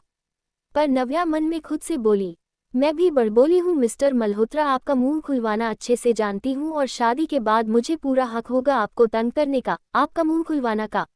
आपके पहले प्यार की बराबरी मैं कभी नहीं कर सकती, ना ही करना चाहती हूँ। आपकी पहली बीवी आपके लिए आपका सब कुछ थी। मुझे आपसे कुछ नहीं चाहिए, बस आपको दुखी ऋषभ से सुखी ऋषभ बनते देखना चाहती हूँ। भले ही मुझे आपका प्यार कभी न मिले, भले ही मैं इस अनचाही शादी में आपकी सोलमेट न बन पाऊँ, पर आपके लिए मैं अपना सोल तक मिटा दूंगी। मेरे बड़बोलेपन की कसम। यूं ही कभी यहाँ तो वहाँ करते हुए सभी ने पूरी रात काट दी। सुबह डॉक्टर ने ऋषभ को परमिशन दे दी कि वो बच्चे से मिल सकते हैं। ऋषभ जल्दी से अपने बच्चे के पास गया। सीनियर नर्स लिली ने उसके बच्चे को वेंटिलेटर मशीन से बाहर निकाल कर ऋषभ की गोद में दिया और रूम से बाहर चली गई। आज ऋषभ ने दूसरी बार अपने बेटे को गोद में लिया था। पहली बार बच्चे के जन्म के समय उसे गोद में लिया था, पर तब बच्चे की कंडीशन ऐसी नहीं थी कि उसे जी भरकर प्यार कर सके, पर आज उसका बच्चा पहले से काफी अच्छा था। बेबी अपनी आंखें मसलने के बाद अपने पापा को टुकुर टुकुर देखने लगा। ऋषभ 2 मिनट गहराई से अपने बेटे को देखता रहा और फिर बेबी को सीने से लगाकर रोने लगा। ऋषभ रोते हुए बोलने लगा, सॉरी बेटा, मेरी वजह से आपकी मम्मा आपके साथ नहीं है। मेरी वजह से आपके जन्म में इतनी प्रॉब्लम हुई, मेरी वजह से। ऋषभ रोते हुए बोलते बोलते चुप हो गया। ऋषभ खुद को संभालना चाहता था, पर मन में हजार कड़वी बातें निकल निकल के आ रहे हैं जो उसे रोने पर मजबूर कर रहे थे। ऋषभ फिर बोला, हमारे साथ ऐसा क्यों हुआ बेबी? मैं तो आपकी मम्मा से अपनी जान से ज्यादा प्यार करता था। क्यों छोड़कर चली गई वो? क्यों आपको छोड़ गई? क्या एक बार भी उसे आपका ख्याल नहीं आया? क्या इसका कारण मैं हूँ? उद्धरण चिन्ह। ऋषभ ने थोड़ी देर बाद खुद को शांत किया और अपने बेटे को देखकर बोला, पर मैं मेरी गलती सुधारने के लिए ही आपके लिए एक अच्छी मम्मा लाया हूँ। पर आप तो मेरे कुछ कहने से पहले ही नव्या को अपनी मम्मा बना बैठे, या आप पहचान गए कि पापा ने इन्हें ही आपकी मम्मा बनाया है? हाँ बदमाश, बस आपके लिए उसका प्यार कभी कम न हो। पता है नव्या ने आपका नाम क्या रखा है?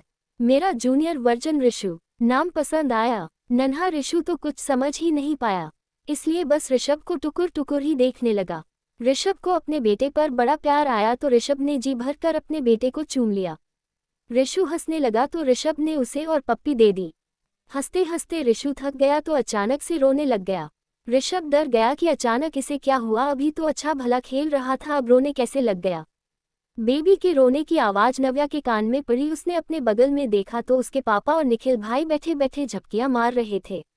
नव्या वेंटिलेटर रूम के अंदर गई तो देखा ऋषभ ऋषु को गोद में लिए चुप करने की कोशिश कर रहा था। नव्या ने अपने खुले बालों का जुड़ा बनाया और ऋषभ के पास आकर कहा, क्या हुआ ऋषु, ठीक है ना? ऋषभ ने परेशान होते हुए कहा, हाँ मैं ठीक हूँ, पर बेबी को पता नहीं क्या हुआ। नव्या ने अपना सिर पीट कर कहा, मैं जूनियर ऋषु की बात कर रही हूँ। क्या हुआ, ये ठीक तो है? ऋषभ दोबारा परेशानी में बोला, पता नहीं, कुछ देर पहले तो मेरे साथ अच्छे से खेल रहा था, अब रोने लगा। नव्या ने जूनियर ऋषु को अपनी गोद में लिया और उसे रूम में यहाँ वहाँ घुमाने लगी। नव्या ने ऋषु को यहाँ वहाँ करते हुए रूम में मौजूद चीजें दिखाई। ऋषु अब शांत होने लगा। नव्या ने ऋषभ से धीरे से कहा, वो दूध की बोतल है ना, उसे दीजिए। ऋषभ ने टेबल में देखा तो उसमें दूध की बोतल तो थी पर खाली। ऋषभ ने भी धीरे से कहा, खाली बोतल का क्या करोगी? नव्या ने ऋषु को अपना दुपट्टा पकड़ा दिया तो ऋषु कभी उस दुपट्टे को मुट्ठी में लेकर खींचता तो कभी मुंह में भरकर उसे गीला करने लगा, जैसे अपनी जलन जाहिर कर रहा हो कि मेरी मम्मा के सीने से मेरे अलावा कोई और कैसे लग सकता है? मैं ही हूँ मेरी मम्मा के कलेजा का टुकड़ा। नव्या ने ऋषभ से धीरे से कहा, बेबी फूड रखा हुआ है वहाँ, उसे उठाए और जैसा जैसा उस पैकेट में लिखा है उसी क्वांटिटी में सब मिलाए। ऋषभ ने बेबी फूड के पैकेट को देखा और कहा, नव्या मुझे कुछ समझ नहीं आ रहा, कहीं कुछ सामान ऊपर नीचे ना हो जाए। मैं कोई रिस्क नहीं ले सकता, तुम देखो ना। नव्या ऋषभ के पास आए और ऋषु को ऋषभ की गोद में दे दिया। पर ऋषु ने अपनी मम्मा का दुपट्टा नहीं छोड़ा। ऋषभ ने दुपट्टा हटाने की कोशिश की तो ऋषु रोने लगा। ऋषभ ने अब जरा सा खतरा नहीं उठाया, बस ऋषु को गोद में लिए उसे देखने लगा। नव्या ने फटाफट से बेबी फूड बनाया और ऋषु को दूध पिलाया। ऋषु ना तो अपनी पापा के गोद से उतरा ना अपनी मम्मा का दुपट्टा छोड़ा। दूध पीने के बाद ऋषु अपनी मम्मा की गोदी में आ गया। अब ऋषु को वेंटिलेटर मशीन में नहीं जाना था, बस सोने पर ऋषु को वेंटिलेटर मशीन में सुला सकते थे, वरना अब वो आराम से बाहर की हवा को एंजॉय कर सकता था। ऋषभ ने डॉक्टर की परमिशन से ऋषु को हॉस्पिटल के गार्डन में घुमाने ले गया, पर ऋषु ने ठान रखा था अपनी मम्मा के दुपट्टे को ना छोड़ने का। नव्या भी दोनों के साथ गार्डन में घूम रही थे। थोड़ी देर बाद ऋषु अपनी मम्मा के पास आने के लिए हाथ पैर मारने लगा। ऋषभ ने ऋषु को नव्या को दे दिया। मम्मा की गोद में आकर ऋषु उनके सीने से लगा रहा, जैसा अपनी मम्मा की धड़कन उसके लिए म्यूजिक हो। थोड़ी देर बाद ऋषु को घूमते हुए नींद आ गई। नव्या ने ऋषभ से कहा, आप जाकर फ्रेश हो जाए, मैं ऋषु को सुला देती हूँ। ऋषभ ने नव्या से कहा, तुम्हारे हिसाब से कब तक शादी करना ठीक होगा? नव्या हैरान हो गई। नव्या के ऐसे रिएक्शन को देखकर ऋषभ ने जल्दी से कहा, गलत मत समझना, मेरे कहना का मतलब है कि हमें ज़्यादा देरी नहीं करनी चाहिए। कल ऋषु डिस्चार्ज हो जाएगा, फिर इसे मैं घर ले जाऊंगा, तब तुम कब ऋषु के पास कब जाओगी? बेकार का झंझट होगा और मैं ऐसा कुछ नहीं चाहता। सो अगर बिना देरी किए जल्दी से शादी कर लेंगे तो ऋषु को अपनी मम्मा भी जल्दी मिल जाएगी। तुम बताओ तुम्हें क्या ठीक लगता है? मैं तिवारी जी से बात कर लूँगा, जो तुम्हें ठीक लगे हम वही करेंगे। नव्या थोड़ी देर चुप रही। उसने थोड़ा टाइम लिया। ऋषभ भी चुप रहा ताकि नव्या अपनी मर्जी से सही डिसीजन ले सके। थोड़ी देर बाद नव्या ने जवाब दिया, मैं शादी के लिए पहले ही तैयार हूँ, बस थोड़ी फॉर्मेलिटी तो करनी ही पड़ेगी। हम कोर्ट मैरिज कर लेते हैं, उसके बाद अगर आपको बुरा न लगे तो मेरे मम्मी पापा ने मेरी शादी के लिए बहुत अरमान रखे हैं, पर हालातों को देखकर हमें भी समझदारी से काम लेना पड़ेगा। तो मेरे मम्मी पापा के लिए हम रीति रिवाजों से भी शादी कर लेंगे, वो भी एक दिन में ही। ऋषभ ने कहा, पर इन सब में ऋषु को काफ़ी परेशानी होगी। मैं ऋषु के बारे में सोचकर ही सब प्लान कर रहा हूँ। नव्या ने मुस्कुराकर कहा, मैं भी ऋषु को ध्यान में रख कर ही सब बता रही हूँ। ऋषु को इन सब में कोई प्रॉब्लम नहीं होगी, ऋषु की जिम्मेदारी मेरी है। फिर हमारी शादी के बाद हम लगे हाथ ऋषु का नामकरण भी कर लेंगे। सब काम एक बार में निपटा कर फ्री हो जाएंगे। ऋषभ ने थोड़ी देर सोचा और कहा, हम ठीक है, पर इस शादी में मैं ज़्यादा भीड़ नहीं चाहता। कुछ करीबियों को ही बुलाना, ज़्यादा भीड़ भाड़ में ऋषु को प्रॉब्लम होगी। रिश्तेदारी में कहीं तुम्हारा ध्यान हटा तो मैं ऐसा कुछ होने नहीं दूंगा। नव्या हंसते हुए बोली, ऐसा कुछ नहीं होगा। ऋषु की मम्मा ऋषु के लिए ज़रा भी केयरलेस नहीं होगी। अब आप जाए और फ्रेश होकर ब्रेकफास्ट कर लीजिए, मैं ऋषु के साथ हूँ। ऋषभ ने हाँ में सिर हिलाया और कहा, बाद में तुम भी अपने घर चली जाना, थक गई होगी, घर जाकर आराम कर लेना। नव्या ने कहा, उसके बाद मैं यहाँ वापस आ जाओ। ऋषभ ने नव्या से अपनी नज़रें हटा ली और कहा, जैसी तुम्हारी मर्जी। दोनों वेंटिलेटर रूम में वापस आ गए और ऋषु को उसके बेड पर सुला दिया। ऋषभ फ्रेश होने चला गया और नव्या रूम के बाहर बैठी रही। ऋषभ फ्रेश होकर वापस आया और निखिल से उसने शादी का प्लान डिस्कस किया। निखिल ने अपने सेक्रेटरी से सब मैनेज करने को कहा। निखिल ने तिवारी जी से इस बारे में कहा तो उन्हें भी कोई ऐतराज नहीं था। ऋषभ के वापस आने पर नव्या ने ऋषभ से पूछा, आपने कुछ खाया? ऋषभ ने बिना नव्या की तरफ देखे ना में सिर हिलाया। नव्या ने कहा, तो जाकर खा लीजिए ना, अभी मैं और पापा यहाँ रुके हैं, बाद में कोई रुकने वाला नहीं होगा तो मौका नहीं मिलेगा खाना खाने का। जाकर पहले खाना खाए। ऋषभ ने कहा, तुम इसकी टेंशन मत लो, खाना मिस होना मेरा रोज का है, मैं बाद में खा लूँगा, तुम्हें भी निकलना चाहिए। नव्या ने कहा, मैं टेंशन नहीं ले रही, मैं तो आपको बता रही हूँ, जाकर खाना खा लीजिए। सुबह सुबह कैंटीन में गर्म गर्म माल आया होगा और मैं आपके बारे में नहीं, ऋषु के पप्पा के बारे में सोच रही हूँ। ऋषु के लिए तो आपको अपनी ये गंदी आदत छोड़नी पड़ेगी।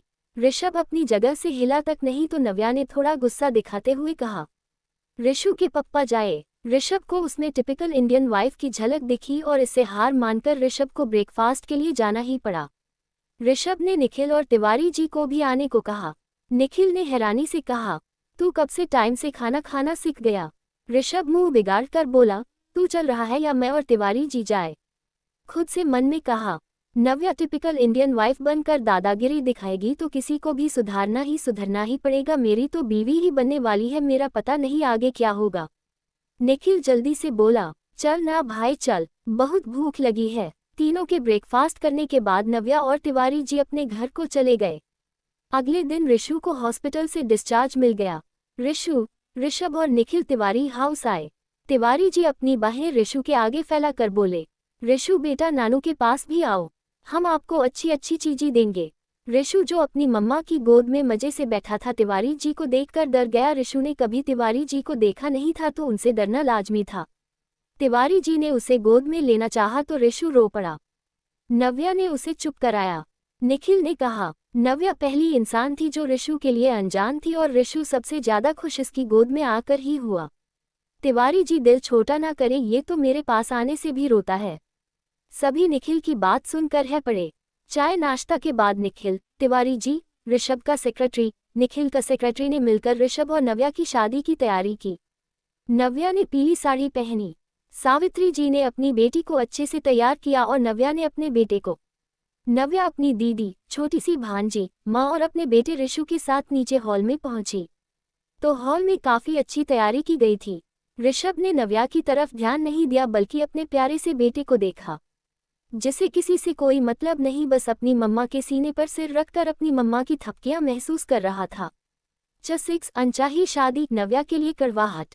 सबसे पहले नव्या और ऋषभ को सुंदर से सजे चेयर में बैठाया गया। फिर तिवारी जी और सावित्री जी आगे आए और नए जोड़े को टीका लगाया। ऋषु अपनी मम्मा की गोद में चढ़कर सब कुछ एक्साइटेड होकर टुकुर टुकुर देख रहा था। सावित्री जी ने बहुत ही छोटा सा टीका ऋषु को भी लगा दिया तो ऋषु भी हंस पड़ा। ऋषभ अपने बेटे को इतना खुश देखकर बहुत खुश हुआ। एक पंडित जी आए, ऋषभ और नव्या ने उनके पैर छूकर आशीर्वाद लिया। पंडित जी ने ऋषभ और नव्या के साथ ऋषु के सिर पर भी हाथ रखकर उसे ढेर सारा आशीर्वाद दिया। थोड़ी देर बाद उनकी सगाई की रस्म हुई। सगाई के बाद ही हल्दी की रस्म शुरू कर दी गई। सबसे पहले ऋषभ को हल्दी लगाई गई। ऋषभ की छुई हल्दी अब नव्या को लगाई गई। ऋषु अब अपने पापा की गोद में था और अपने पापा को पीला भूत बना देखकर कभी हंसता तो कभी ऋषभ के चेहरे पर हाथ लगाकर उसके चेहरे पर अपने नन्हे नन्हे हाथों की थपकी लगाता। ऋषभ ने नव्या पर बिल्कुल ध्यान नहीं दिया, उसे तो अपने बेटे से साथ समय बिताने में मजा आ रहा था। ऋषभ के चेहरे पर जो हल्दी लगी हुई थी वो ऋषु के हाथ पर भी लग गया। वो फिर भी उस हल्दी वाले हाथों को मुंह में लेने लगा तो ऋषभ ने उसे रोका तो वो रोने लगा। सावित्री जी ने ऋषु को चुप कराने के लिए अपनी गोद में लेना चाहा तो ऋषु और रोने लगा। वो सावित्री जी के पास नहीं जाना चाहता था। नव्या की हल्दी चल रही थी। ऋषु की रोने की आवाज सुनकर वो उठ गई। ऋषभ ने उसे इशारे से उठने से मना किया तो नव्या चुपचाप बैठ गई, पर ऋषु को भी अपनी मम्मा के पास जाना था तो ऋषभ ने हार मान ली और नव्या के पास आकर उसे उसकी गोद में दे दिया। नव्या ने ऋषभ से कहा, ऋषु को भूख लगी होगी, आप बेबी फूड निकाल कर मम्मी को दे दीजिए, वो ऋषु के लिए बेबी फूड बना देंगी। ऋषभ ने सारा बेबी फूड का सामान सावित्री जी को दे दिया। सावित्री जी ने ऋषु के लिए बेबी फूड बनाया। नव्या ने ऋषु को वो पिलाया और थोड़ी देर में ही ऋषु सो गया। ऋषभ नहाने चला गया। नव्या ने ऋषु के सोने के बाद उसे सावित्री जी को पकड़ा दिया और खुद भी अपने रूम में नहाने चली गई। नहाने के बाद नव्या की मेहंदी की रस्म हुई। इसमें नव्या ने अपने एक हाथ में ऋषभ का नाम और दूसरे हाथ में ऋषु लिखवाया। उसने अपने हाथ में ज्यादा मेहंदी नहीं लगवाई, वरना कब तक मेहंदी लगती, कब तक सूखती। इस सब से ऋषु भी परेशान हो जाता। मेहंदी के बाद फाइनली नव्या को दुल्हन के जोड़े में सजाया गया। ऋषु अपनी नींद में मस्त था तो सबने जल्दी जल्दी का नारा लगा रखा था। पंडित जी ने मंत्रों का जाप शुरू किया और दोनों की शादी शुरू हो गई। ऋषभ को तो जैसे नव्या से कोई मतलब ही नहीं था। वो कभी नव्या की तरफ नजर भर देखता ही नहीं, ना ही आज दुल्हन के जोड़े में नव्या को देखा। नव्या को ये बात बुरी लगी, पर उसने ऋषु का चेहरा याद करके ये सब भुला दिया। नव्या ने ऋषभ के साथ शादी की रस्में पूरी करते हुए मन ही मन कहा, मैंने हमेशा से खुद से वादा किया था प्यार करूंगी तो सिर्फ अपने पति से, और आज आप मेरे पति बन जाएंगे।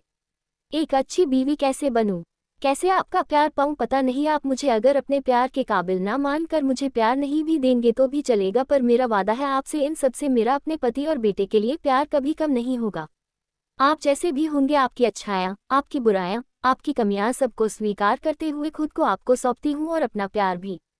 ऋषभ ने भी अग्नि में देखते हुए कहा, मैं तुम्हें कभी बीवी का प्यार नहीं दे पाऊंगा नव्या, कभी तुम्हें वो खुशी नहीं दे पाऊंगा जो एक पति पत्नी के बीच होती है, पर वादा करता हूँ तुम्हें इसके अलावा सब खुशियाँ दूंगा।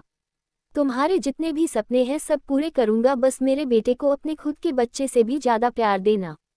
हम दोनों मिलकर ऋषु की अच्छी परवरिश करेंगे, उसे बहुत प्यार देंगे।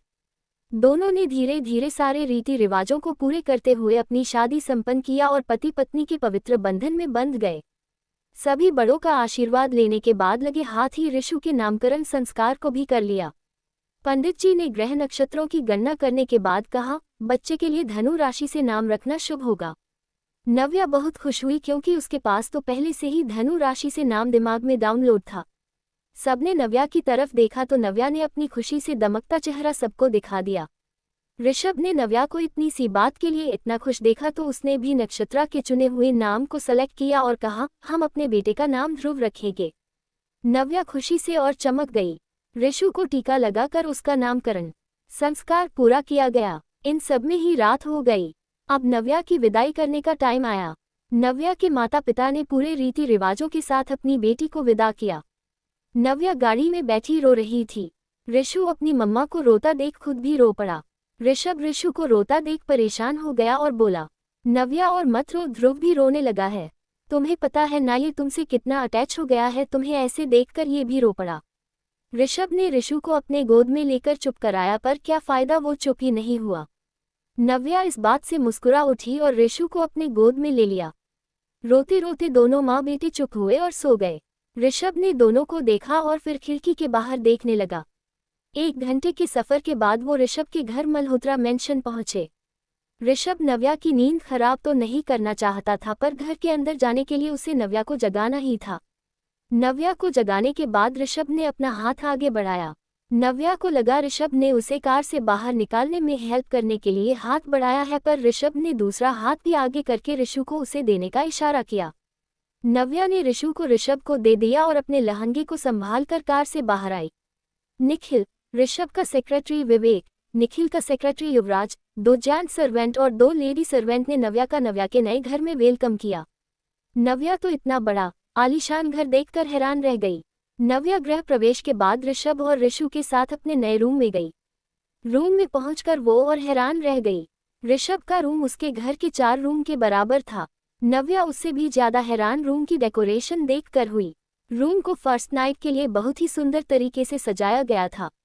ऋषभ ने इन सबको इग्नोर किया और ऋषु को बेड पर लेटा दिया और खुद वॉशरूम चला गया। नव्या ने एक नज़र ऋषु को देखा, फिर ऋषभ की पीठ की तरफ देखा। ऋषभ तब तक वॉशरूम में चला गया। नव्या ने अपने गहने उतारे, इतने में किसी ने गेट नॉक किया। नव्या ने दरवाजा खोला तो एक सर्वेंट अंदर आया और नव्या के सूटकेस रूम में रख दिया। नव्या ने सर्वेंट से कहा, सुनिए भैया, आप इस बोतल में थोड़ा हल्का सा पानी गर्म कर लाएंगे। सर्वेंट ने सिर झुकाकर कहा, जी मैम। नव्या बेड के पास गई और ऋषु को देखने लगी। नव्या ने बड़े ही ध्यान से ऋषु के कपड़े बदले बिना उसकी नींद खराब किए। इतने में ऋषभ वॉशरूम से बाहर आ गया और साथ में सर्वेंट भी बेबी के बोतल में पानी गर्म कर लाया। नव्या ने ऋषु के लिए बेबी फूड दूध बनाया और उसे बड़ी ही सावधानी से गोद में लेकर उस बेबी फूड दूध को ऋषु को पिला दिया। ऋषभ ने नव्या से कहा, मैं खाना रूम में ही मांगा देता हूँ, तुम जाकर चेंज कर लो, फ्रेश हो आओ, फिर खाना खाते हैं। नव्या ने हाँ में सिर हिलाया और अपना सूटकेस खोला तो उसकी माँ ने सिर्फ साड़ियाँ ही भर रखी थी। नव्या ने एक हल्की साड़ी निकाली। वो वॉशरूम में गई तो देखा ऋषभ ने वॉशरूम में रखा टॉवल गीला कर दिया है और उसे कोई दूसरा टॉवल नहीं दिखा, तो वो वॉशरूम से बाहर आए अपने सूटकेस से दूसरा टॉवल निकालने। पर जैसे ही उसने गेट खोला तो देखा ऋषभ गुस्से से रूम की डेकोरेशन को खराब कर रहा था और सारा डेकोरेशन का सामान बेड के नीचे डाल रहा था। बेड पर जो फूलों का दिल बना था उसे उसने एक हाथ मारकर जमीन में फैला दिया। फिर पैरों से उन फूलों की पंखुड़ियों को रौंदने लगा। बाद में उन रौंदे हुए फूलों की पंखुड़ियों को भी बेड के नीचे पटक दिया। सारे कैंडल बुझा दिए। खिड़की खोलकर रूम में जो मंत्रमुग्ध खुशबू आ रही थी उसे रूम से बाहर निकलने का रास्ता दिखा दिया। रूम के एक दीवार में नव्या लव ऋषभ बड़ी ही खूबसूरती से एक लकड़ी के टुकड़े पर लिखा हुआ था। ऋषभ ने उसे डस्टबिन में फेंक दिया। फिर 2 मिनट बाद उस नेम बोर्ड को डस्टबिन से निकाला और खिड़की से रूम के बाहर फेंक दिया। नव्या ये सब देखकर बहुत दुखी हो गई। ऋषभ की इस हरकत ने उसे रोने पर मजबूर कर दिया। ऋषभ ने बेड पर लेटे अपने बेबी को देखा और रूम से बाहर निकल गया सर्वेंट को खाने का ऑर्डर देने के लिए। नव्या वॉशरूम से बाहर नहीं आए, उसने गेट बंद किया और गेट के सहारे बैठकर रोने लगी। उसे समझ नहीं आ रहा था उससे आखिर क्या गलती हो गई जिससे ऋषभ ये हरकत कर रहा है। क्या ऋषभ नव्या से नफरत करता है, पर क्यों? उसने तो कुछ गलत किया भी नहीं। हाँ, निखिल ने उसे बताया था ऋषभ प्यार के मामले में टूट चुका है और उसे इस शादी में इंटरेस्ट नहीं, पर नव्या ने फिर भी ये शादी की क्योंकि ऋषभ को देखकर उसे यही लगा कि ऋषभ उसे प्यार भले न दे पर उसे अपने पति से इज्जत बहुत मिलेगी और ऋषभ से उसे एक प्यारा बच्चा मिल गया है और क्या ही चाहिए। पर अभी जो हुआ उससे उसे यही लगा कि ऋषभ के लिए नव्या कुछ मैटर नहीं करती सिवाय ऋषु की मम्मा और उसके लिए नफरत का इंसान बनने के। नव्या काफी देर तक वॉशरूम में बैठी रोती रही। रूम में ऋषभ और खाना दोनों आ गया पर नव्या नहीं आई। ऋषभ ने खाना शुरू किया, फिर कुछ सोचकर रुक गया और नव्या को आवाज लगाई पर नव्या को उसकी कोई आवाज सुनाई नहीं दी। नव्या की तरफ से कोई रिस्पॉन्स न आने पर ऋषभ वॉशरूम के गेट के पास गया और नॉक किया। ऋषभ ने कहा, नव्या आर यू ऑक, और कितना टाइम लगेगा? नव्या ने अपनी भराए आवाज में कहा, हाँ बस 2 मिनट। ऋषभ को उसकी आवाज में ऐसा बदलवा अजीब लगा। उसने पूछना चाहा, फिर सोचा जब बाहर आएगी तभी पूछ लूंगा। नव्या ने जल्दी से अपने कपड़े बदले और बालों पर टॉवल लपेटकर रूम से बाहर आ गई। ऋषभ गेट के पास ही खड़ा था। अचानक से ऋषभ को देखकर नव्या डर गई। ऋषभ ने नव्या का चेहरा नोटिस किया जो रोने की वजह से थोड़ा सूज गया था और आंखें लाल हो चुकी थी। ऋषभ ने हंसकर कहा, सॉरी, डर गई क्या मुझसे? नव्या ने ना में सिर हिलाया और ड्रेसिंग टेबल के पास चली गई। नव्या ने देखा 2 प्लेट में खाना रखा हुआ था, मतलब ऋषभ ने अब तक खाना नहीं खाया। तो नव्या ने कहा, आपने खाना नहीं खाया? ऋषभ बेड में बैठकर बोला, सोचा दोनों साथ में खाना खाएंगे। वैसे तुम्हारे चेहरे को क्या हुआ है? अचानक से सूजा हुआ लग रहा है और आवाज भी धीमी पड़ गई। नव्या ने अपने गीले बालों को पोंछते हुए कहा, रोने के बाद यही होता है। ऋषभ ने हैरानी से नव्या की तरफ देखकर कहा, तुम रो रही थी? क्यों? नव्या ने बाल पोंछे और चेहरे पर स्माइल लाकर कहा, अपने मम्मा पापा से दूर जाने पर सिर्फ ऋषु ही नहीं लड़कियां भी रोती है। ऋषभ ने कहा, अच्छा, पर और मत रोना वरना ऋषु देखेगा तो वो भी रोएगा। वैसे बाल क्यों गीले किए, वो भी इतनी रात को? ध्रुव के पास गीले बालों के साथ सोओगी तो ध्रुव की तबीयत पर भी इफेक्ट पड़ेगा। नव्या को पहले तो अच्छा लगा कि ऋषभ ने झूठी हमदर्दी ही सही पर हमदर्दी दिखाई तो सही, पर ऋषभ की पूरी बात सुनने के बाद नव्या ने मुश्किलों से जो स्माइल आई थी वो भी गायब हो गई। क्या ऋषभ को नव्या की चुटकी भर भी चिंता नहीं? ज्यादा न सही ऋषु की मां समझकर ही उसके लिए कुछ अच्छा बोल देते। नव्या ने ड्रायर से बाल सुखाते हुए कहा, सॉरी, मैंने नहाते वक्त ध्यान नहीं दिया था, पर ऋषु को इससे कोई दिक्कत नहीं होगी। आप खाना खा लीजिए, दिन में भी आपने कम ही खाना खाया था तो अभी तो जल्दी से और अच्छे से खाना खा लीजिए। ऋषभ ने अब कुछ नहीं कहा और खाना खाने लगा। नव्या ने बाल सुखाने के बाद हाथ धोए और खाना खाया। ऋषभ ने खाना फिनिश करने के बाद विंडो बंद कर दिया। नव्या ऋषभ को ही देख रही थी। ऋषभ ने जब ये बात नोटिस की तो बोला, वो मुझे ज़्यादा डेकोरेशन पसंद नहीं है और रूम भी भरा भरा लग रहा था तो मैंने सब साफ कर दिया। रूम में फ्रेगनेंस से ध्रुव को घुटन होती तो मैंने विंडो खोल दिया था। नव्या ने मुस्कुराते हुए कहा, हम ठीक किया आपने। अच्छा, तो मैं प्लेट्स किचन में रख देती हूँ, आप सो जाए। ऋषभ ने हाँ में सिर हिलाया और ऋषु को देखते हुए सो गया। नव्या प्लेट्स लेकर किचन में आई तो सर्वेंट्स ने उसे ग्रीट किया और नव्या से प्लेट्स ले ली। नव्या सबको गुड नाइट बोलकर सोने चली गई। रूम में देखा ऋषभ ने ऋषु को खुद के सीने से लगा रखा था और दोनों बाप बेटे गहरी नींद में थे। नव्या सोई नहीं बल्कि ड्रेसिंग टेबल के पास बैठ गई और मांग में सिंदूर लगाकर अपने गले में पहने मंगलसूत्र को देखकर खुद से बोली, पता नहीं किस कारण से आपके मन में मेरे लिए इतनी कड़वाहट है कि मेरे सामने आप अपनी कड़वाहट तक जाहिर नहीं कर रहे हैं। पर ऋषभ, मैंने भी अग्नि को साक्षी मानकर कसम खाई थी अपने पति से बेइंतहा प्यार करूंगी, अब चाहे आप मुझसे नफरत ही क्यों ना करें। आपके लिए ये सिर्फ अनचाही शादी होगी, पर मैं इस अनचाही शादी को भी पूरी ईमानदारी से निभाऊंगी। 7 अनचाही शादी, ऋषभ का गिल्ट। अगली सुबह नव्या की नींद खुली तो देखा ऋषु उसके बगल में सो रहा था। नव्या अपने बेटे के सीने पर हाथ रखकर उसे देखे जा रही थी। इतने में ऋषभ अपने जिम रूम से एक्सरसाइज करके वापस आया। ऋषभ ने नव्या और ऋषु को देखा और अपनी अलमारी के पास जाकर अपने कपड़े निकालने लगा। नव्या को रात की बात याद आ गई जिससे उसका मन भारी हो गया, पर खुद को संभाल कर चेहरे पर बड़ी सी स्माइल लिए नव्या ने ऋषभ की तरफ देखा। नव्या ने ऋषभ से कहा, गुड मॉर्निंग ऋषु के पापा। ऋषभ नव्या की बात सुनकर थोड़ा चौंका, पर बिना नव्या की तरफ देखे कहा, हम गुड मॉर्निंग। नव्या ने फिर से मुस्कुरा कर कहा, सॉरी, वो रात को लेट सोई थी ना, और फिर आधी रात को ऋषु भी जाग गया था तो उसे सुलाने में देरी हो गई तो लेट हो गया। मैं 15 मिनट में तैयार होकर आपके लिए कुछ बनाती हूँ। ऋषभ ने अपने कपड़े निकालकर भावहीन कहा। तुम रहने दो, सर्वेंट्स बना देंगे। तुम्हें बस ध्रुव पर ध्यान रखना है और किसी चीज पर नहीं। नव्या ने गहरी सांस लेकर हाँ में सिर हिलाया और बोली, पर आज मेरी पहली रसोई की रस्म है, इसे तो करना पड़ेगा ना। मैं ऋषु के जागने से पहले ही कुछ बना देती हूँ, अगर ये जाग जाए तो इसके पापा तो है ही, इतने में मैं कुछ बना दूंगी। ऋषभ ने थोड़ा नाराजगी में कहा। तुम्हें कह दिया ना। नव्या अब चुप पड़ गई। ऋषभ ने खुद के गुस्से को काबू करके कहा, नव्या मैं क्या कहूँ। देखो नव्या, मैं ध्रुव के लिए बहुत। नव्या ने बीच में कहा, मैं जानती हूँ आप ऋषु के लिए छोटी से छोटी बात पर भी परेशान हो जाते हैं, पर मैं भी आपसे पहले ही कह चुकी हूँ, मैं ऋषु के मामले में एक छोटी सी भी लापरवाही नहीं करूँगी। रसोई की रस्म हर नई नवेली दुल्हन को करना होता है। मैं सिर्फ रसोई घर की पूजा करके कुछ मीठा बना दूंगी और ऋषु के लिए उसका बेबी फूड तैयार कर दूंगी। बाकी नाश्ता सर्वेंट्स बना देंगे। ऋषभ ने एक लंबी सांस मुंह से छोड़ते हुए खुद को शांत किया तो नव्या ने कहा, ऋषु सो रहा है, तब तक मैं तैयार होकर आपके लिए मीठा बना देती हूँ। और बाय। ऋषभ ने हाँ में सिर हिलाया तो नव्या ने फटाफट से ड्रेसिंग टेबल पर रखे अपने कपड़े उठाए और बाथरूम में भाग गई। ऋषभ देखता रह गया। ऋषभ नव्या से पहले बाथरूम में जाने के लिए खड़ा था और ये मैडम बेड से उठते ही ऋषभ से पहले बाथरूम में भाग गई। ऋषभ नव्या की स्पीड याद करके मुस्कुरा गया और बेड पर बैठकर अपना लैपटॉप ऑन करके उसमें अपना काम करने लगा। नव्या अपनी बात के मुताबिक 15 मिनट से पहले ही तैयार होकर बाहर आ गई। ऋषभ अपना लैपटॉप बंद करके बाथरूम में चला गया। नव्या ड्रेसिंग टेबल के पास आकर पूरी तरह तैयार होने लगी। ऋषभ के बाथरूम से आने का इंतजार करते करते नव्या ने अपने कपड़े ड्रेसिंग रूम में जमाना शुरू कर दिया। ऋषभ के आते ही नव्या ने ऋषभ की परमिशन से रूम से बाहर दौड़ लगा दी। ऋषभ फिर से नव्या की स्पीड पर मुस्कुरा उठा। नव्या ने पहले रसोई घर और फिर गैस चूल्हे की पूजा की, उसके बाद सर्वेंट से आज के खाने का डिस्कशन किया, फिर ऋषभ के लिए खीर बनाना शुरू कर दिया।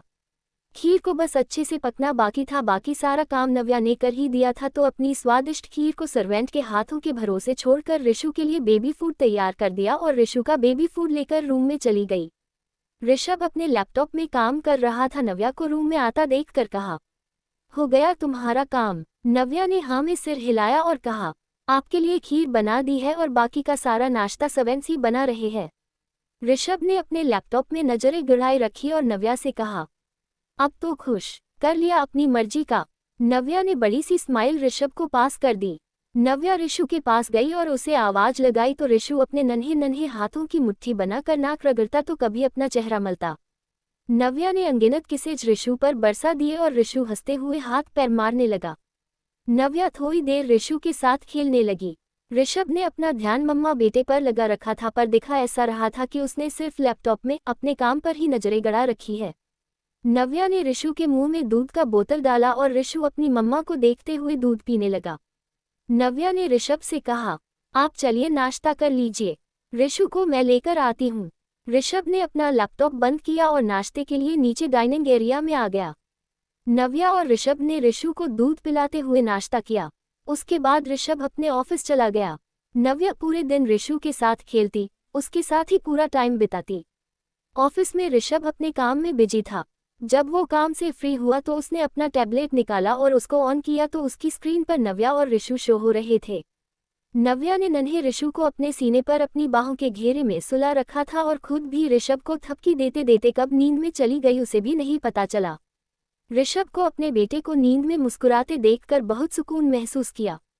उसने अब सीसीटीवी फुटेज को बंद किया और टैबलेट पर कुछ स्क्रॉल करने लगा तो टैबलेट के वॉलपेपर पर ऋषभ और उसकी पहली वाइफ कृति की फोटो थी, जिसमें ऋषभ कृति के गालों पर किस करते हुए बहुत खुश था। ऋषभ के चेहरे की स्माइल प्राइसलेस थी, पर अब तो जैसे ऋषभ मुस्कुराना भूल ही चुका है।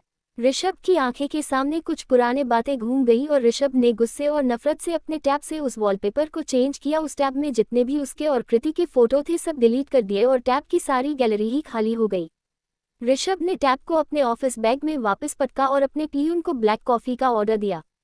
ऋषभ का ठंडा पड़ा दिमाग पुरानी बातें याद करके गर्म हो गया।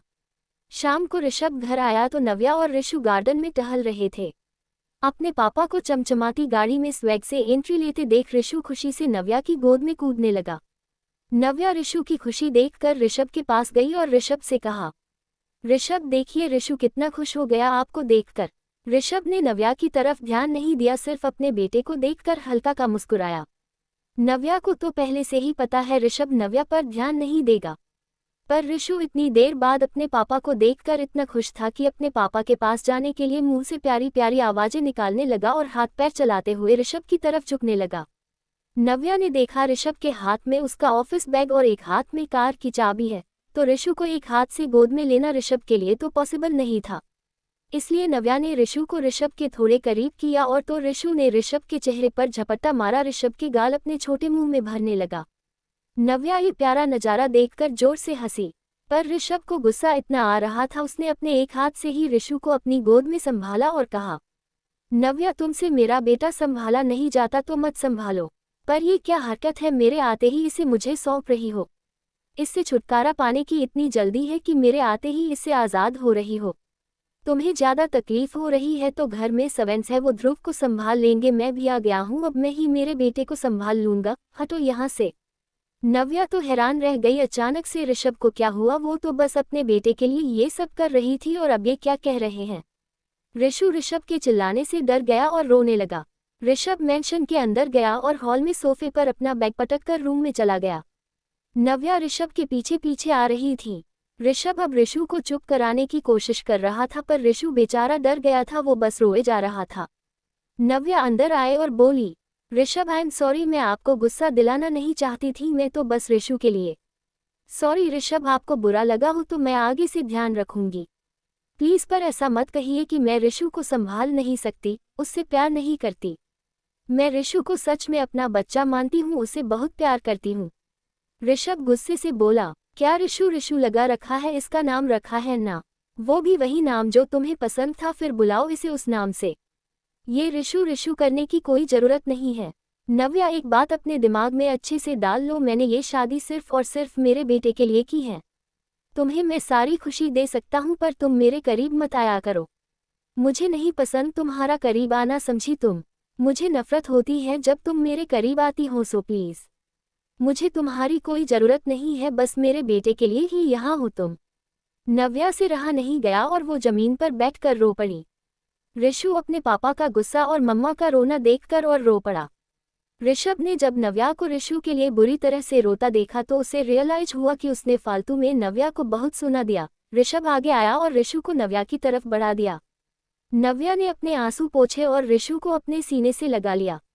ऋषु ने अपनी मम्मा की साड़ी पकड़ ली और रोए जा रहा था। नव्या ऋषु को बालकनी में ले गई और उसे ताजी हवा में चुप कराने लगी। उसे तो वो चुप करा रही थी, पर खुद रोए जा रही थी। ऋषभ की बातें नव्या के लिए 1000 कांटे चुभाने जैसी थी। बिना किसी बात के, बिना किसी गलती के उसे इतना कुछ सुनना पड़ा आज तो। नव्या ऋषु को सीने से लगाए हुए उसे चुप कराते हुए रो रही थी। ऋषु रोते रोते सो गया।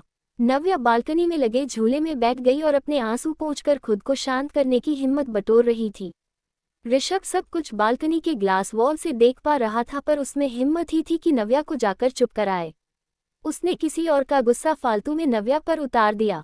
नव्या ने तो उससे कुछ मांगा तक नहीं है, उसका प्यार, टाइम कुछ नहीं, उल्टा ऋषभ की खुशी के लिए ही उसने अकेले इस घर में रहने से भी इनकार नहीं किया। ना कभी ऋषभ से कोई ऐसी बात कही, न पूछी जिससे ऋषभ अपसेट हो, अनकंफर्टेबल हो, पर आज उसने क्या किया, उसको ही इतना सुना दिया। बेचारी उससे शिकायत तक नहीं कर रही थी, उल्टा ऋषु को अपने सीने से लगाने की रिक्वेस्ट कर रही थी, बिना गलती के भी माफी मांग रही थी। ऋषभ अब और ज्यादा गिल्टी फील कर रहा था। वो हिम्मत नहीं जुटा पाया नव्या का सामना करने के लिए। वो रूम से बाहर चला। गेट खुलने और बंद होने की आवाज सुनकर नव्या रूम में आई तो ऋषभ रूम में नहीं था। नव्या ने ऋषु को उसके झूले में सुलाया और फिर वॉशरूम में चली गई। ऋषभ स्टडी रूम में ही बैठा अपना काम करता रहा। नव्या ने ऋषु के लिए बेबी फूड बनाया और उसे वो खिलाकर बेड में सुला दिया। नव्या की सारी भूख मर गई थी, इसलिए बिना खाना खाए ही सो गई। ऑफिस का काम करते हुए ऋषभ का दिमाग सारी बातों से हट गया था। 9 बजे उसे होश आया कि काम करते करते उसने काफी टाइम बिता लिया। वो शांति से अपने रूम में गया तो देखा नव्या और ऋषु सो चुके हैं, तो ऋषभ अकेले ही डाइनिंग हॉल में आ गया। सर्वेंट ने उसे बताया कि नव्या ने डिनर नहीं किया है, तो ऋषभ नव्या के पास गया पर उसे जगह नहीं पाया। उसका भी खाना खाने का मन नहीं हुआ, पर खाना उसकी प्लेट में लग चुका था और वो अन्न का अनादर कर उसे बर्बाद नहीं कर सकता था। इसलिए खाना खाने के बाद वो भी सो गया। सुबह नव्या जल्दी सोकर उठी और एक सूटकेस में अपना सामान पैक करने लगी। ऋषभ की नींद खुली और नव्या को अपना सामना पैक करते देख हैरान रह गया। वो नव्या के पास गया और उसका हाथ पकड़कर नव्या को अपने करीब किया।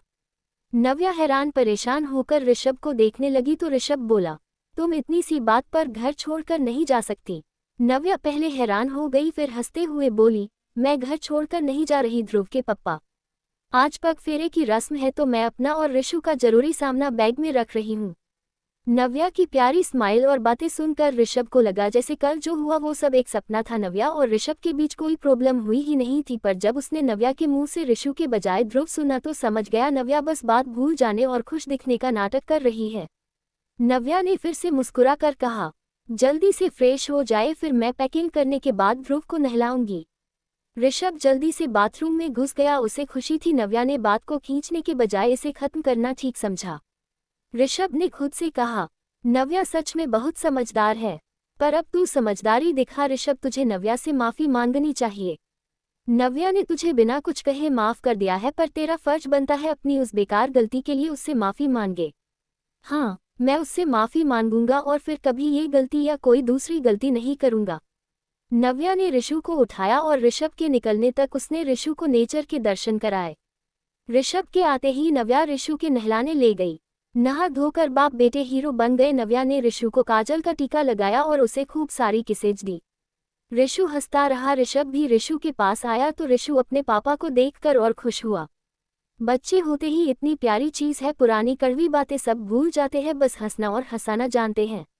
ऋषभ ने ऋषु को अपनी गोद में लिया और तीनों डाइनिंग हॉल की तरफ बढ़ गए। नीचे पहुंचे तो देखा नव्या के पापा घर के अंदर आ रहे थे। नव्या अपने पापा को देखकर दौड़कर उनके पास गई और उनके गले लगकर रोने लगी। तिवारी जी नव्या को रोता देख हैरान रह गए। ऋषभ को लगा नव्या कल की बातों से दुखी होकर रोते रोते तिवारी जी को सब न बता दे, वरना तिवारी जी ने जिस भरोसे से अपनी फूल सी बेटी उसे दी थी वो भरोसा टूट जाएगा। क्या कहेगा तिवारी जी को कि आपने मुझ पर जो भरोसा किया उसका नतीजा। मैंने आपकी बेटी को पहले दिन ही बहुत डांटा, वो भी बिना कारण के। चेट अनचाही शादी। ऋषभ ने मांगी माफी। नव्या अपने पापा के गले लगकर रोने लगी। तिवारी जी परेशान होकर बोले, नव्या बेटा क्या हुआ, सब ठीक तो है। नव्या की तरफ से कोई जवाब न मिलने पर तिवारी जी ने ऋषभ की तरफ देखा तो ऋषभ भी थोड़ा परेशान हो गया। तिवारी जी ने नव्या का चेहरा अपने हाथ में भर कर कहा, बेटा क्या हुआ है, पापा को नहीं बताओगी। नव्या ने आंखों में मोटे मोटे आंसू भर कर कहा, आपकी बहुत याद आए पापा, मम्मा और आपके बिना रहना बहुत मुश्किल है।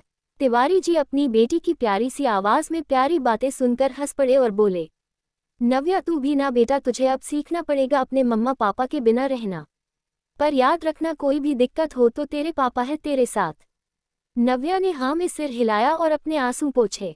सत्या को बुरा लग रहा था कि कहीं न कहीं नव्या कल की बात की वजह से भी अपने पापा को देखकर इमोशनल हो गई है, पर पति पत्नी की बीच की बात वो अपने पापा से शेयर करना नहीं चाहती थी। तिवारी जी ने कहा, मैं ज्यादा ही जल्दी आ गया तुम्हें लेने, पर क्या करूं, मेरा भी मन अपनी बेटी को देखने का कर रहा था तो जल्दी से आ गया। नव्या ने अपने से कहा, बहुत अच्छा किया आपने, आइए और हमारे साथ नाश्ता कीजिए।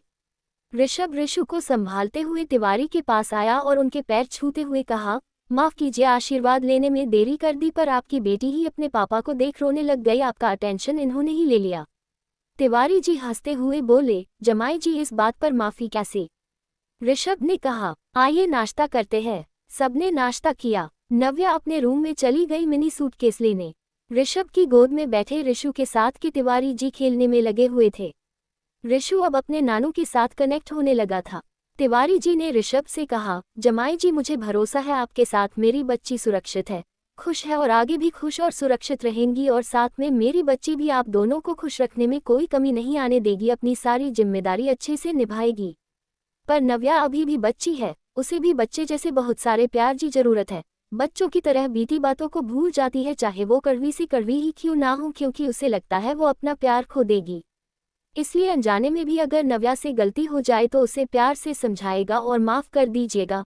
नव्या अपना प्यार खोने के डर से सब भूल तो जाएगी, पर मैं भी बापू जानता हूँ, ऐसे तो मेरी बच्ची अपनी दिल की बात, अपना दर्द किसी से कैसे शेयर करेगी। उसे मजबूत बनने की जरूरत है। मैंने अपनी बेटी को बहुत मजबूत बनाया है, पर इमोशनली वो वीक है, इसलिए उसे प्यार से समझाकर माफ कर दीजिएगा। ऋषभ चुपचाप तिवारी जी की बात सुनता रहा, पर कुछ कहा नहीं। इतने में नव्या आ गई। ऋषभ ने ऋषु को किस दिया और फिर ऋषु को नव्या को दे दिया। ऋषभ ने तिवारी जी से कहा, मैं आप लोगों को घर छोड़ देता हूँ। तिवारी जी ने नानुकुर नहीं किया और चारों कार में बैठ गए। तिवारी हाउस पहुंचकर सावित्री जी ने मिलकर ऋषभ ने नव्या और ऋषु को हंसते हुए बाय कहा और वहां से चला गया। ऋषभ को तिवारी जी की बातें याद आ रही थी और उसे और गिल्टी फील हो रहा था। उसके दिमाग में रह रहकर नव्या और कुछ पुरानी कड़वी यादें दोनों घूम रही थी। कोई लड़की क्या सच में इतनी अच्छी हो सकती है? नव्या क्यों है इतनी अच्छी? क्या वो सच में प्यार पाने के लिए कड़वी बातें भी भुलाकर हंस सकती है? क्या मैं तो ऐसा कर पाया? ये करना सही है क्या? क्या प्यार ऐसा होता है कि हर गलती माफ कर देता है? मैंने भी तो किया था ना, पर मुझे तो प्यार नहीं मिला। क्या नव्या मुझसे प्यार? नहीं, मैं किसी से प्यार अब नहीं करूंगा। देख लिया मैंने, किसी से जान से ज्यादा प्यार करके कुछ नहीं मिला मुझे सिवाय रोने के। नव्या को भी मुझसे प्यार नहीं करना चाहिए, पर मैं मेरी गलती की माफी नव्या से जरूर मानूंगा। सावित्री जी बेड पर बैठी हुई थी, नव्या नीचे जमीन में बैठी थी और अपनी मम्मी के हाथों खाना खा रही थी। ऋषु महाराज अपनी मम्मा की गोद में दूध की बोतल मुंह में डाले कभी अपनी मम्मा को तो कभी मम्मा की मम्मा को देख रहा था।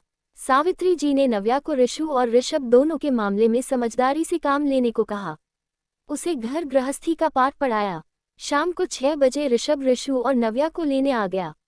मल्होत्रा मेंशन पहुंचकर नव्या ऋषु से बातें करते करते अपने रूम में आ गई। ऋषभ कार पार्क करके अपने रूम में गया और फ्रेश होने चला गया। नव्या ने ऋषु के कपड़े बदले और बेड पर लेटा दिया। ऋषु थक गया था, आज उसने अपने नानू नानी के साथ बहुत मस्ती की थी, ऊपर से गाड़ी का 1 घंटे का सफर भी। नव्या ऋषु के बगल में लेट गई और उसे अपने सीने से लगाकर थपकी देती रही।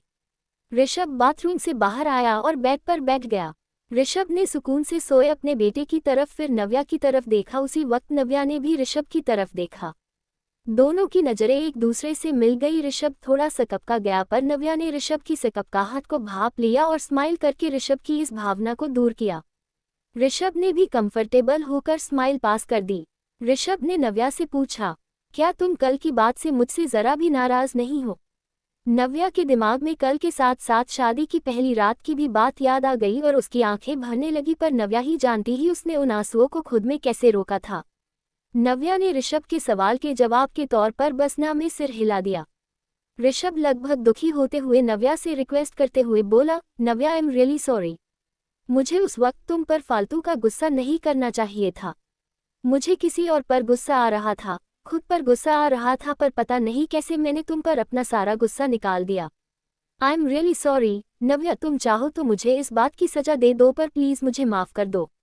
मैंने अनजाने में तुम्हारा बहुत दिल दुखा है, मुझे ऐसा नहीं करना चाहिए था। नव्या, मैंने उस वक्त जो कुछ भी कहा, तुम्हारे साथ जितना भी गुस्से से पेश आया, वो सब बेकार था। उन सब बातों को दिल से मत लगाना प्लीज। मुझे माफ कर दो नव्या, प्लीज। नव्या ऋषभ की बात सुनकर खुद के इमोशंस और न रोक पाई। शादी के बाद से ऋषभ का जो बदला रवैया नव्या ने देखा है, उससे उसे बहुत हर्ट फील हुआ है और अभी भी ऋषभ ने उसे वही सब याद दिला दिया तो नव्या रोने लगी। ऋषभ नव्या को रोता देख हड़बड़ी में जल्दी से बेड से उतरा और नव्या की साइड आकर बैठकर उसे चुप करने की कोशिश करने लगा। नव्या रोते हुए ने ऋषभ से कहा, आपको मेरी क्या क्या हरकतें ठीक नहीं लगती ऋषभ? क्या मैं ही आपको ठीक नहीं लगती? मैं आपको 2 दिन में ही इतनी बुरी लगने लगी हूँ? मैं आपके काबिल नहीं हूँ ना ऋषभ, पर मैंने आपको और ऋषु को अपना सब कुछ मान लिया है। ऋषभ ने कहा, नहीं नव्या, मैंने बताया ना, मैं गुस्से में था इसलिए इतना कुछ बोल गया। प्लीज मुझे माफ कर दो, अब से ऐसी गलती नहीं होगी। प्लीज अब दोबारा ऐसा मत बोलना कि तुम मेरे काबिल नहीं हो। मेरी नज़रों से देखो, अपने पापा की नज़रों से एक बार खुद को देखो, तुमसे ज्यादा काबिल कोई नहीं है हमारे लिए। अब तो चुप हो जाओ यार, रोना बंद कर दो या मैं भी तुम्हारी तरह रोऊं, तभी मुझ पर तरस खाकर चुप होगी। नव्या रोते रोते ही मुस्कुरा दी।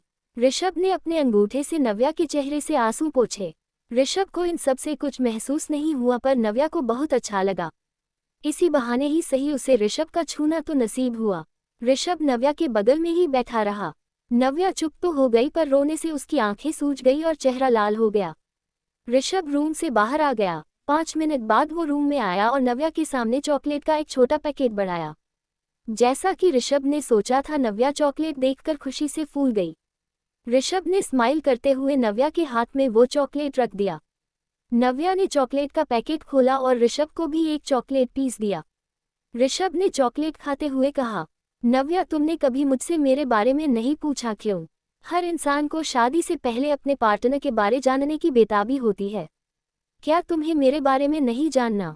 नव्या चॉकलेट खाते खाते हंसते हुए बोली, आपने भी तो मुझसे मेरे बारे में नहीं पूछा तो मैंने भी नहीं पूछा। सत्या मुस्कुरा कर बोला, पर मुझे तुम्हारे बारे में सब पता है। निखिल ने, तुम्हारे पापा ने पहले ही मुझे तुम्हारे बारे में बहुत कुछ बताया है। मैंने बाद में और भी पता लगा लिया तुम्हारे बारे में, तभी तो तुम्हें ध्रुव की मम्मा चुना है। नव्या अपनी चॉकलेट एंजॉय करते हुए बोली, मुझे भी तो आपके बारे में पापा ने बताया है। ऋषभ अपने हैंड वॉश करने के लिए वॉशरूम में जाते हुए बोला, अच्छा क्या बताया है तो तुम्हारे पापा ने मेरे बारे में? नव्या ने चॉकलेट खाते हुए कहा, यही कि ये शादी आपकी दूसरी शादी है। आप ऋषु के पापा हो, दिल्ली के रहने वाले हो, पर बिजनेस के चलते आप जयपुर रह रहे हो। और ऋषु की मम्मा से आप बहुत प्यार करते हो, पर ऋषु को जन्म देते हुए वो चल बसी। नव्या लास्ट लाइन बोलकर थोड़ा अपसेट हो गई, पर ऋषभ हैरान हो गया। ऋषभ ने बेसिन के सामने लगे मिरर की तरफ देखा तो नव्या का चेहरा देखकर मन में कहा, नव्या को ये बताया गया है, पर ये तो सच है ही नहीं। नव्या के पापा ने उससे ऐसा क्यों कहा? नव्या भी चॉकलेट खाकर ऋषभ के पास हाथ धोने आई तो ऋषभ खुद में कुछ सोचने में लगा हुआ था। नव्या ने ऋषभ के कंधे पर अपनी उंगली लगाकर पोक किया और कहा, क्या हुआ, क्या सोच रहे हैं? ऋषभ ने ना में सिर हिलाया और अपने हाथ पोंछते हुए कहा, तुम्हारी बात सुनकर लग रहा है तुम्हें मेरे बारे में कुछ भी नहीं पता। नव्या ने क्यूरियसली पूछा, आपको अभी कुछ काम है क्या? ऋषभ ने ना में सिर हिलाकर कर पूछा, नहीं। क्यों, क्या हुआ? नव्या ने एक्साइटेड होकर कहा, आप बुरा ना माने तो आज मौका मिला है आपसे आपके बारे में जानने का, तो क्या मिस्टर ऋषभ मल्होत्रा आप मुझे अपना कीमती वक्त देते हुए अपना इंटरव्यू देंगे? ऋषभ नव्या की बात सुनकर हंस पड़ा और बोला, हाँ जी बिल्कुल, बताइए क्या सवाल है आपका? चेन्नई अनचाही शादी कृति। नव्या ने मुस्कुराकर ऋषभ से कहा, मुझे सिर्फ आपके बारे में जानना है, आपकी फैमिली के बारे में, आपके अपनों के बारे में। अब तक आपने अपनी जिंदगी कैसे बिताई, आपको क्या अच्छा लगता है, क्या नहीं, सब कुछ जानना है। क्या आप मुझे ये सब बताएंगे? ऋषभ ने मुस्कुराकर कहा, ठीक है, तो तुम्हें ये जानना है तो यही सही, पर मैं शुरू कहाँ से करूँ? हाँ तो, मैं ऋषभ मल्होत्रा हूँ, मैं दिल्ली का रहना वाला हूँ, मेरी पैदाइश वही हुई है, मेरा पूरा घर परिवार वही बसा हुआ है, पर मैं अकेला जयपुर हूँ। मैंने जयपुर में खुद का बिजनेस खोला है जिसमें मेरे जिगरी दोस्त निखिल का भी 50% हक है। मतलब हम दोनों दोस्तों ने मिलकर खुद को सक्सेसफुल बनाया और बन गए आज हम सेल्फ मेड रिच। वरना तो मैं एक मिडिल क्लास परिवार से है। मेरी जॉइंट फैमिली है जिसमें माँ, पापा, बड़ा भाई, ताऊ जी, ताई जी और उनका परिवार भी शामिल है। पर मैंने मेरी जिद के चलते अपने परिवार के साथ को ठोकर मार दिया। अब मेरे परिवार वाले मुझसे इतना नाराज हैं कि वो मुझे ठुकरा चुके हैं और अब कभी अपना ले ऐसी उम्मीद भी मुझमें खत्म हो गई है। अपना सब कुछ अपने हाथों से मैंने तबाह कर दिया। सब मेरी गलती है, मैंने अपनी जिद के चलते सब खो दिया। पर अब मैं बस इतना कर सकता हूँ कि खुद को सुधार लूँ। अपने परिवार का प्यार फिर से नसीब नहीं हो रहा, पर उनका बेटा उनसे प्यार करता है, ये तो उन्हें यकीन दिला दूँ। नव्या ने असमंजस में कहा, कोई आपसे कैसे नफरत कर सकता है, आप तो बहुत अच्छे हैं। ऋषभ ने नव्या की तरफ मुस्कुराकर कहा, थैंक यू नव्या मुझे इतना अच्छा समझने के लिए, पर मुझमें बहुत कमियां हैं, मुझे खुद को सुधारना है। पर मैं ऐसा नहीं कर पा रहा, मुझे हर छोटी से छोटी बात कर गुस्सा आ जाता है, इसी के चलते आज तक मैं अकेला हूँ, कोई साथ थी पर अब वो भी। नव्या को बहुत बुरा लग रहा है ऋषभ के लिए, पर उससे भी ज्यादा बुरा इस बात के लिए लगा कि ऋषभ ने ये महसूस क्यों नहीं कि नव्या उसके साथ हमेशा खड़ी रहने के लिए तैयार है, पर ऋषभ उस पर शायद कभी ध्यान नहीं देगा। नव्या ने ऋषभ से कहा, आप कोशिश तो कर रहे हैं ऋषभ, और आपकी कोशिश एक दिन जरूर पूरी होगी। आप अपनी फैमिली को जरूर माना लेंगे, हम दोनों मिलकर कोशिश करेंगे। पर ऐसा क्या हुआ था कि आपकी फैमिली आपसे बहुत इतना नाराज है? ऋषभ के मन में अनगिनत कड़वी बातें घूमने लगी। उसने अपना मुंह घुमाकर आंखें बंद कर ली, कहीं इन कड़वी यादों की वजह से ऋषभ फिर से नव्या को हट ना कर दे। ऋषभ ने खुद से मन में कहा, मुझे सब भूलना है और नव्या को मेरे बारे में नहीं पता, मुझे उसे सब बताना है। नव्या को सच नहीं पता, उसे ये सच बताना होगा, वरना फालतू की गलतफहमी क्रिएट हो जाएगी। ऋषभ नव्या से कुछ कहता उससे पहले ही ऋषु सोकर उठा और रोने लगा। नव्या ने ऋषु को गोद में लिया और उसे चुप कराने लगी। ऋषभ भी उनके पास आ गया और ऋषु को चुप कराने लगा। ऋषु को फिर से सुलाने के बाद दोनों ने अपना डिनर किया और सोने चले गए। अगले दिन ऋषभ और नव्या से मिलने ऋषभ के वकील आए। नव्या और ऋषभ ने मैरिज सर्टिफिकेट पर साइन किया। वकील साहब ने ऋषभ से कहा, सर क्या आप अभी से ये सब करना चाहते हैं? आपके डाइवोर्स की वजह से कृति मैम ने आपको जो रकम बताई है वो आप। ऋषभ ने सीरियस टोन में कहा, हाँ मैं ऐसा ही चाहता हूँ। कृति ने मेरा प्यार बहुत देख लिया, अब उसे पता चलेगा मेरे साथ धोखे का नतीजा।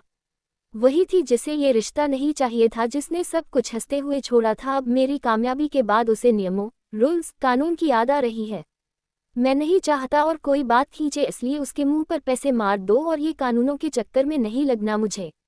देख लिया मैंने कानून पर भरोसा करके, पर अब और नहीं, मेरी लाइफ से उसे दफा करो। वकील ने हाँ में सिर हिलाया और अपना सामान उठाकर वहां से चला गया। नव्या ऋषु की तेल मालिश कर रही थी और ऋषु कभी हंसता तो कभी तेल लगने पर मुंह बनाकर रोने लग जाता। ऋषभ रूम में आया। नव्या ने ऋषभ से कहा, ऋषु के पापा जी, जरा ऋषु के दूसरे कपड़े निकाल दीजिए, ये कपड़े तो हमारे राजकुमार ने तेल गिराकर गंदे कर दिए। ऋषभ ने ऋषु के लिए कपड़े निकाले और नव्या को दिया तो नव्या ने कहा, नहीं नहीं ये नहीं, ऋषु को अभी नर्म कपड़े ही पहनाने हैं। ये कपड़े ऋषु को मम्मा से पूछने के बाद पहनाऊंगी।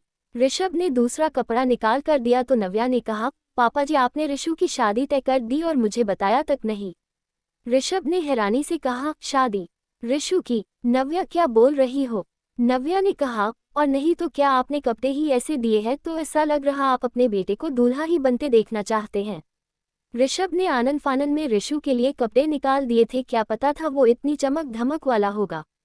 ऋषभ ने बात को कवर करने के लिए बहाने लगाते हुए कहा, हाँ तो ध्रुव मेरा बेटा है, इसे राजा महाराजा बनाकर रखूंगा मैं तो, और राजा महाराजा के जैसे ही कपड़े पहनेगा ना ये।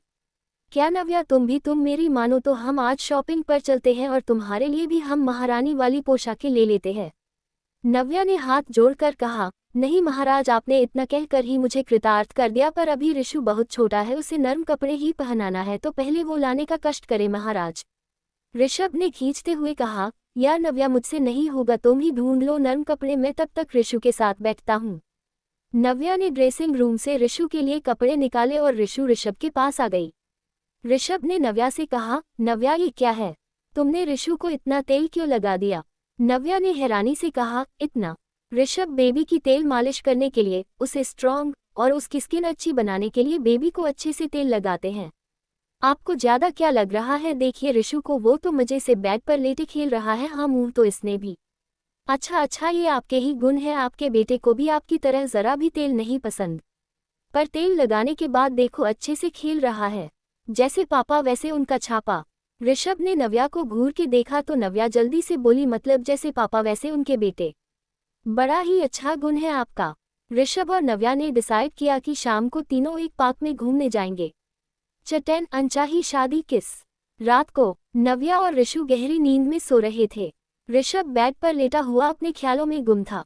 वो अपने पुराने ख्यालों में खोया पड़ा था। तुम इतनी रात में कहाँ गई थी कृति? कृति ने अपनी चोरी पकड़े जाने पर हड़बड़ाते हुए कहा, मैं तो कहीं भी नहीं।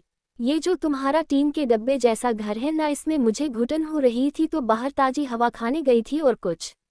ऋषभ बेड से उतर कर बोला, ये क्या हो गया है तुम्हें आजकल? मुझसे कैसा बर्ताव कर रही हो? तुम्हें बाहर ताजी हवा लेने जाने था, बिल्कुल जाओ, पर मुझे बता देती मैं भी तुम्हारे साथ चलता। इतनी रात में अकेले जाना सेफ नहीं है जान। मुझे तुम्हारी चिंता हो रही थी, मैंने तुम्हें बाहर देखा भी पर तुम मिली ही नहीं, पता है कितना डर गया था तुम्हारे लिए जान। कृति ने चिढ़ते हुए कहा, ऋषि अब तुम ज्यादा ही कर रहे हो, मैं बच्ची नहीं हूँ जो अकेले कहीं जाना पाऊँ। तुम्हें क्या मतलब मुझसे? तुम्हें तो अपना ड्रीम पूरा करने से फुर्सत नहीं है। इतने बड़े बड़े सपने दिखाकर मुझसे शादी की थी तुमने और आज कहाँ पटक दिया मुझे। कम से कम अपने पापा से अपने हिस्से की प्रॉपर्टी ही ले आते, अब तुम्हारे हिस्से का भी सब कुछ तुम्हारा बड़ा भाई निगल जाएगा। ऋषभ ने गुस्से से कहा, कृति तुम मुझे इतना सुनाती हो, मुझे इतना बुरा भला बोलती हो, मुझे कोई दिक्कत नहीं है, पर मैंने तुम्हें यह हक नहीं दिया कि तुम मेरी फैमिली के किसी भी मेंबर को कुछ कहो। कृति ने अपना रोने का नाटक करते हुए कहा, हाँ अब तो तुम्हें मैं ही बुरी लगूंगी ना, अरे सबके लिए पैसा ही रिश्ता होता है और तो तुम अपना सब कुछ ही छोड़ आए, खुद के पास क्या रखा है? कुछ भी नहीं। ये घर भी अपने दोस्त के बदौलत किराए पर ले पाए हो और अब अपना गुस्सा मुझ पर निकाल रहे हो। याद तो होगा नहीं तुम्हें?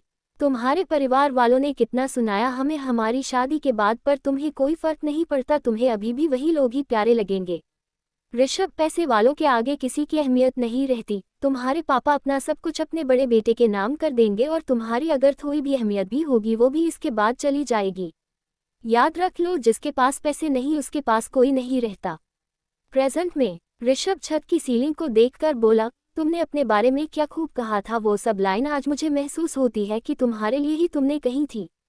कोई गया या नहीं गया मुझे नहीं पता, पर तुम वो गिरगिट निकली कृति जो पैसे देखकर मुझे छोड़कर चली गई। आज देखो, मेरे पास आने की औकात तक नहीं है तुम्हारी। ऋषभ ने ऋषु के सिर पर हाथ फेरा तो उसी वक्त नव्या ने ऋषु को नींद में ही थपकी देना शुरू कर दिया, जिससे ऋषभ के हाथ पर नव्या का हाथ आ गया। ऋषभ ने हैरानी से अपने सामने लेटी नव्या की तरफ देखा, जो नींद में भी ऋषु के लिए पूरी तरह केयरफुल थी। ऋषभ मुस्कुरा दिया। उसने अपना हाथ पीछे नहीं किया बल्कि नव्या की थपकी अपने हाथों में महसूस करने लगा। उसे अच्छा लग रहा था, अपना हाथ पीछे करने का मन नहीं किया। और यूं ही थपकियों में सुकून ढूंढते हुए ऋषभ को भी नींद आ गई। सुबह नव्या उठी और जल्दी से नहा धोकर पूजा घर में पूजा करने आ गई। उसके बाद नव्या ने ऋषु के लिए बेबी फूड बनाया और अपने रूम में चली गई। ऋषभ उठा और बाथरूम में चला गया। थोड़ी देर बाद ऋषभ अपने जिम में चला गया। नव्या ने ऋषु को उठाया और उसे नहा धोकर तैयार करके दूध पिलाया। ऋषभ रूम में वापस आकर तैयार हुआ और दोनों ब्रेकफास्ट करने चले गए। ब्रेकफास्ट के बाद ऋषभ ने ऋषु के साथ थोड़ा टाइम स्पेंड किया और उसे नव्या को ऋषु वापस सौंप दिया। ऋषु अपने पापा के साथ और खेलना चाहता था, पर उसके पापा को काम पर जाना था। ऋषु अपनी मम्मा की गोद में उसके कंधे पर सिर रखे अपने पापा को दबाए आंखों से देखने लगा। तो ऋषभ को अपने बेटे पर बहुत प्यार आया और उसे बहुत सारी बाय बाय किस करने लगा, पर गलती से उसके होठ नव्या के कंधे पर लग गए। नव्या एक पल को जम गई, पर उसके अंदर एक जोर का कर्क दौड़ गया। कुछ यही हाल ऋषभ के साथ भी हुआ। ऋषभ तो हैरानी से 2 कदम पीछे हो गया। ऋषभ जल्दी से वहां से जाते हुए बोला, मैं निकलता हूँ ध्रुव, और अपना ख्याल रखना। बाय। नव्या ऋषभ को जाते हुए देखती रही। ऋषभ के जाते ही नव्या के चेहरे पर बड़ी सी स्माइल आ गई। उसने ऋषु को किस करके कहा, थैंक यू मेरे बच्चे, आज तुम्हारी वजह से उनकी इतनी प्यारी किस मुझे नसीब हो पाई है। अचानक से नव्या का मुंह लटक गया। उसने दुखी होकर कहा, मुझे ऋषभ का प्यार ऐसे ही नसीब होगा क्या? गलती से। भले ही मैं अभी ऋषभ की इस गलती पर मुस्कुरा लूं, खुश हो जाओ, पर सच तो यही है ना कि थी तो ये एक गलती ही जिस पर ऋषभ पछता रहे होंगे। मुझे वो प्यार नहीं देना चाहती, ये एक हकीकत है नव्या, इसे तुझे एक्सपेक्ट करना ही होगा। ऋषभ ने तुझे अच्छे से समझा दिया है, वो तेरे करीब आने से भी चिढ़ते हैं तो प्यार, ये तो बहुत दूर की बात है। नव्या रुआसी होकर ऋषु के साथ बिजी हो गई। ऋषभ अपने ऑफिस में काम कर रहा था कि तभी उसका फोन रिंग करने लगा। ऋषभ ने अननोन नंबर से कॉल देखकर उस पर ध्यान नहीं दिया। दोबारा फिर से उसी नंबर से कॉल आया तो तंग आकर ऋषभ ने कॉल उठा ही लिया। सामने से एक लड़की की आवाज आई, कांग्रेट्स ऋषि, तुमने अपना सपना पूरा कर ही लिया। ऋषभ का खून खोल गया। ये आवाज सुनकर ऋषभ ने कोई जवाब दिए बिना ही कॉल कट कर दिया और उस नंबर को ब्लॉक कर दिया। ऋषभ ने अपनी आंखें बंद करके अपना गुस्सा काबू करने की कोशिश की, पर उससे ये नहीं हो पाया। ऋषभ ने 2 मिनट और ट्राई किया, पर आखिर में हार कर उसने टेबल में पड़े पेन स्टैंड को फेंक दिया। ऋषभ के केबिन से कुछ गिरने की आवाज सुनकर ऋषभ का सेक्रेटरी युवराज जल्दी केबिन के अंदर आया। युवराज चिंता जताते हुए बोला, सर कुछ हुआ था क्या? आप ठीक है? ऋषभ ने अपने हाथ से इशारा करके युवराज को अपने काम पर वापस जाने को कहा। ऋषभ ने अपने चेयर से सिर टिकाकर खुद को संभाला तो उसके दिमाग में कई सारी बीती बातें घूमने लगी। किससे बात कर रही हो कृति? कृति अचानक से आए आवाज से घबरा गई। उसने पीछे मुड़कर देखा तो ऋषभ उसे ही हाथ फोल्ड करके देख रहा था। कृति ने कॉल कट किया और खुद को शांत करके नकली मुस्कुराहट के साथ कहा, कुछ खास नहीं ऋषि, मैं तो बस नए दोस्त। ऋषभ ने बीच में कहा, तुम जिससे भी बात कर रही थी एक बार भी उससे तुम्हें इतनी भी फुर्सत भी नहीं कि मेरा मिस्ड कॉल ही चेक कर लिया जाए। कृति ने हैरानी से कहा, कॉल कब किया तुमने? मेरे पास तो कोई भी मिस्ड कॉल नहीं आया। ऋषभ कृति के पास आया और उसके हाथ से फोन लेकर बोला, पासवर्ड बताओ। कृति ने ऋषभ से फोन छीन कर कहा, क्या काम है तुम्हें मेरे फोन से? तुम्हारा फोन है ना तुम्हारे पास, उसमें देख लो जो देखना है। ऋषभ ने थोड़ा गर्म दिमाग से कहा, देखना नहीं दिखाना है, बताओ अब क्या है इसका पासवर्ड। कृति ने खुद ने जल्दी से पासवर्ड खोला और बोली, अब बोलो क्या काम है, मैं करती हूँ। मेरा फ़ोन लेने को ज़रूरत नहीं। ऋषभ ने कहा, एक बार देख लो मेरे मिस्ड कॉल है या नहीं। कृति ने चेक किया तो 25 मिस्ड कॉल शो हो रहे थे। कृति हैरानी से मिस्ड कॉल देखते हुए बोली, ये कब किए, मुझे तो पता ही नहीं चला। ऋषभ ने गुस्से से कहा, जब तुम किसी से कॉल पर बात कर रही थी। जरा अब मैं जान सकता हूँ किससे तुम बात कर रही थी। कृति ने भी गुस्से से कहा, तुम मुझ पर शक कर रहे हो ऋषभ। क्या मैं किसी से बात नहीं कर सकती? थोड़ी देर बाद क्या कर ली, कुछ कॉल मिस्ड क्या हुए तो ऐसे रिएक्ट करोगे, मुझ पर शक करोगे? ऋषभ ने अपना दिमाग ठंडा किया और कहा, मैं शक नहीं कर रहा, मैं पूछ रहा हूँ। मैंने तुम्हें कॉल किया, तुमने कॉल रिसीव नहीं किया और यहाँ वापस आया हूँ, तब भी तुम बातों में लगी हुई हो, तो क्या मैं तुमसे पूछ भी नहीं सकता तुम्हारा चहेता कौन है और तुम लेने आ रही हो?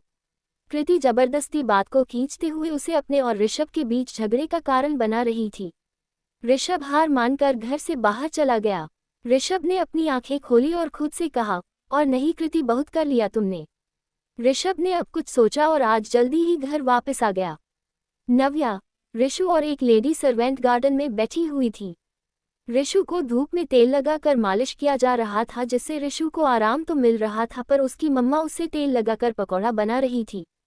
ऋषभ घर आया और नव्या के पास जाकर बोला, नव्या चलो तैयार हो जाओ, हम लोग आज कहीं बाहर घूम कर आते हैं। नव्या खुशी और हैरानी से बोली, सच में? पर कहाँ? कहानी जारी है। That's it for today.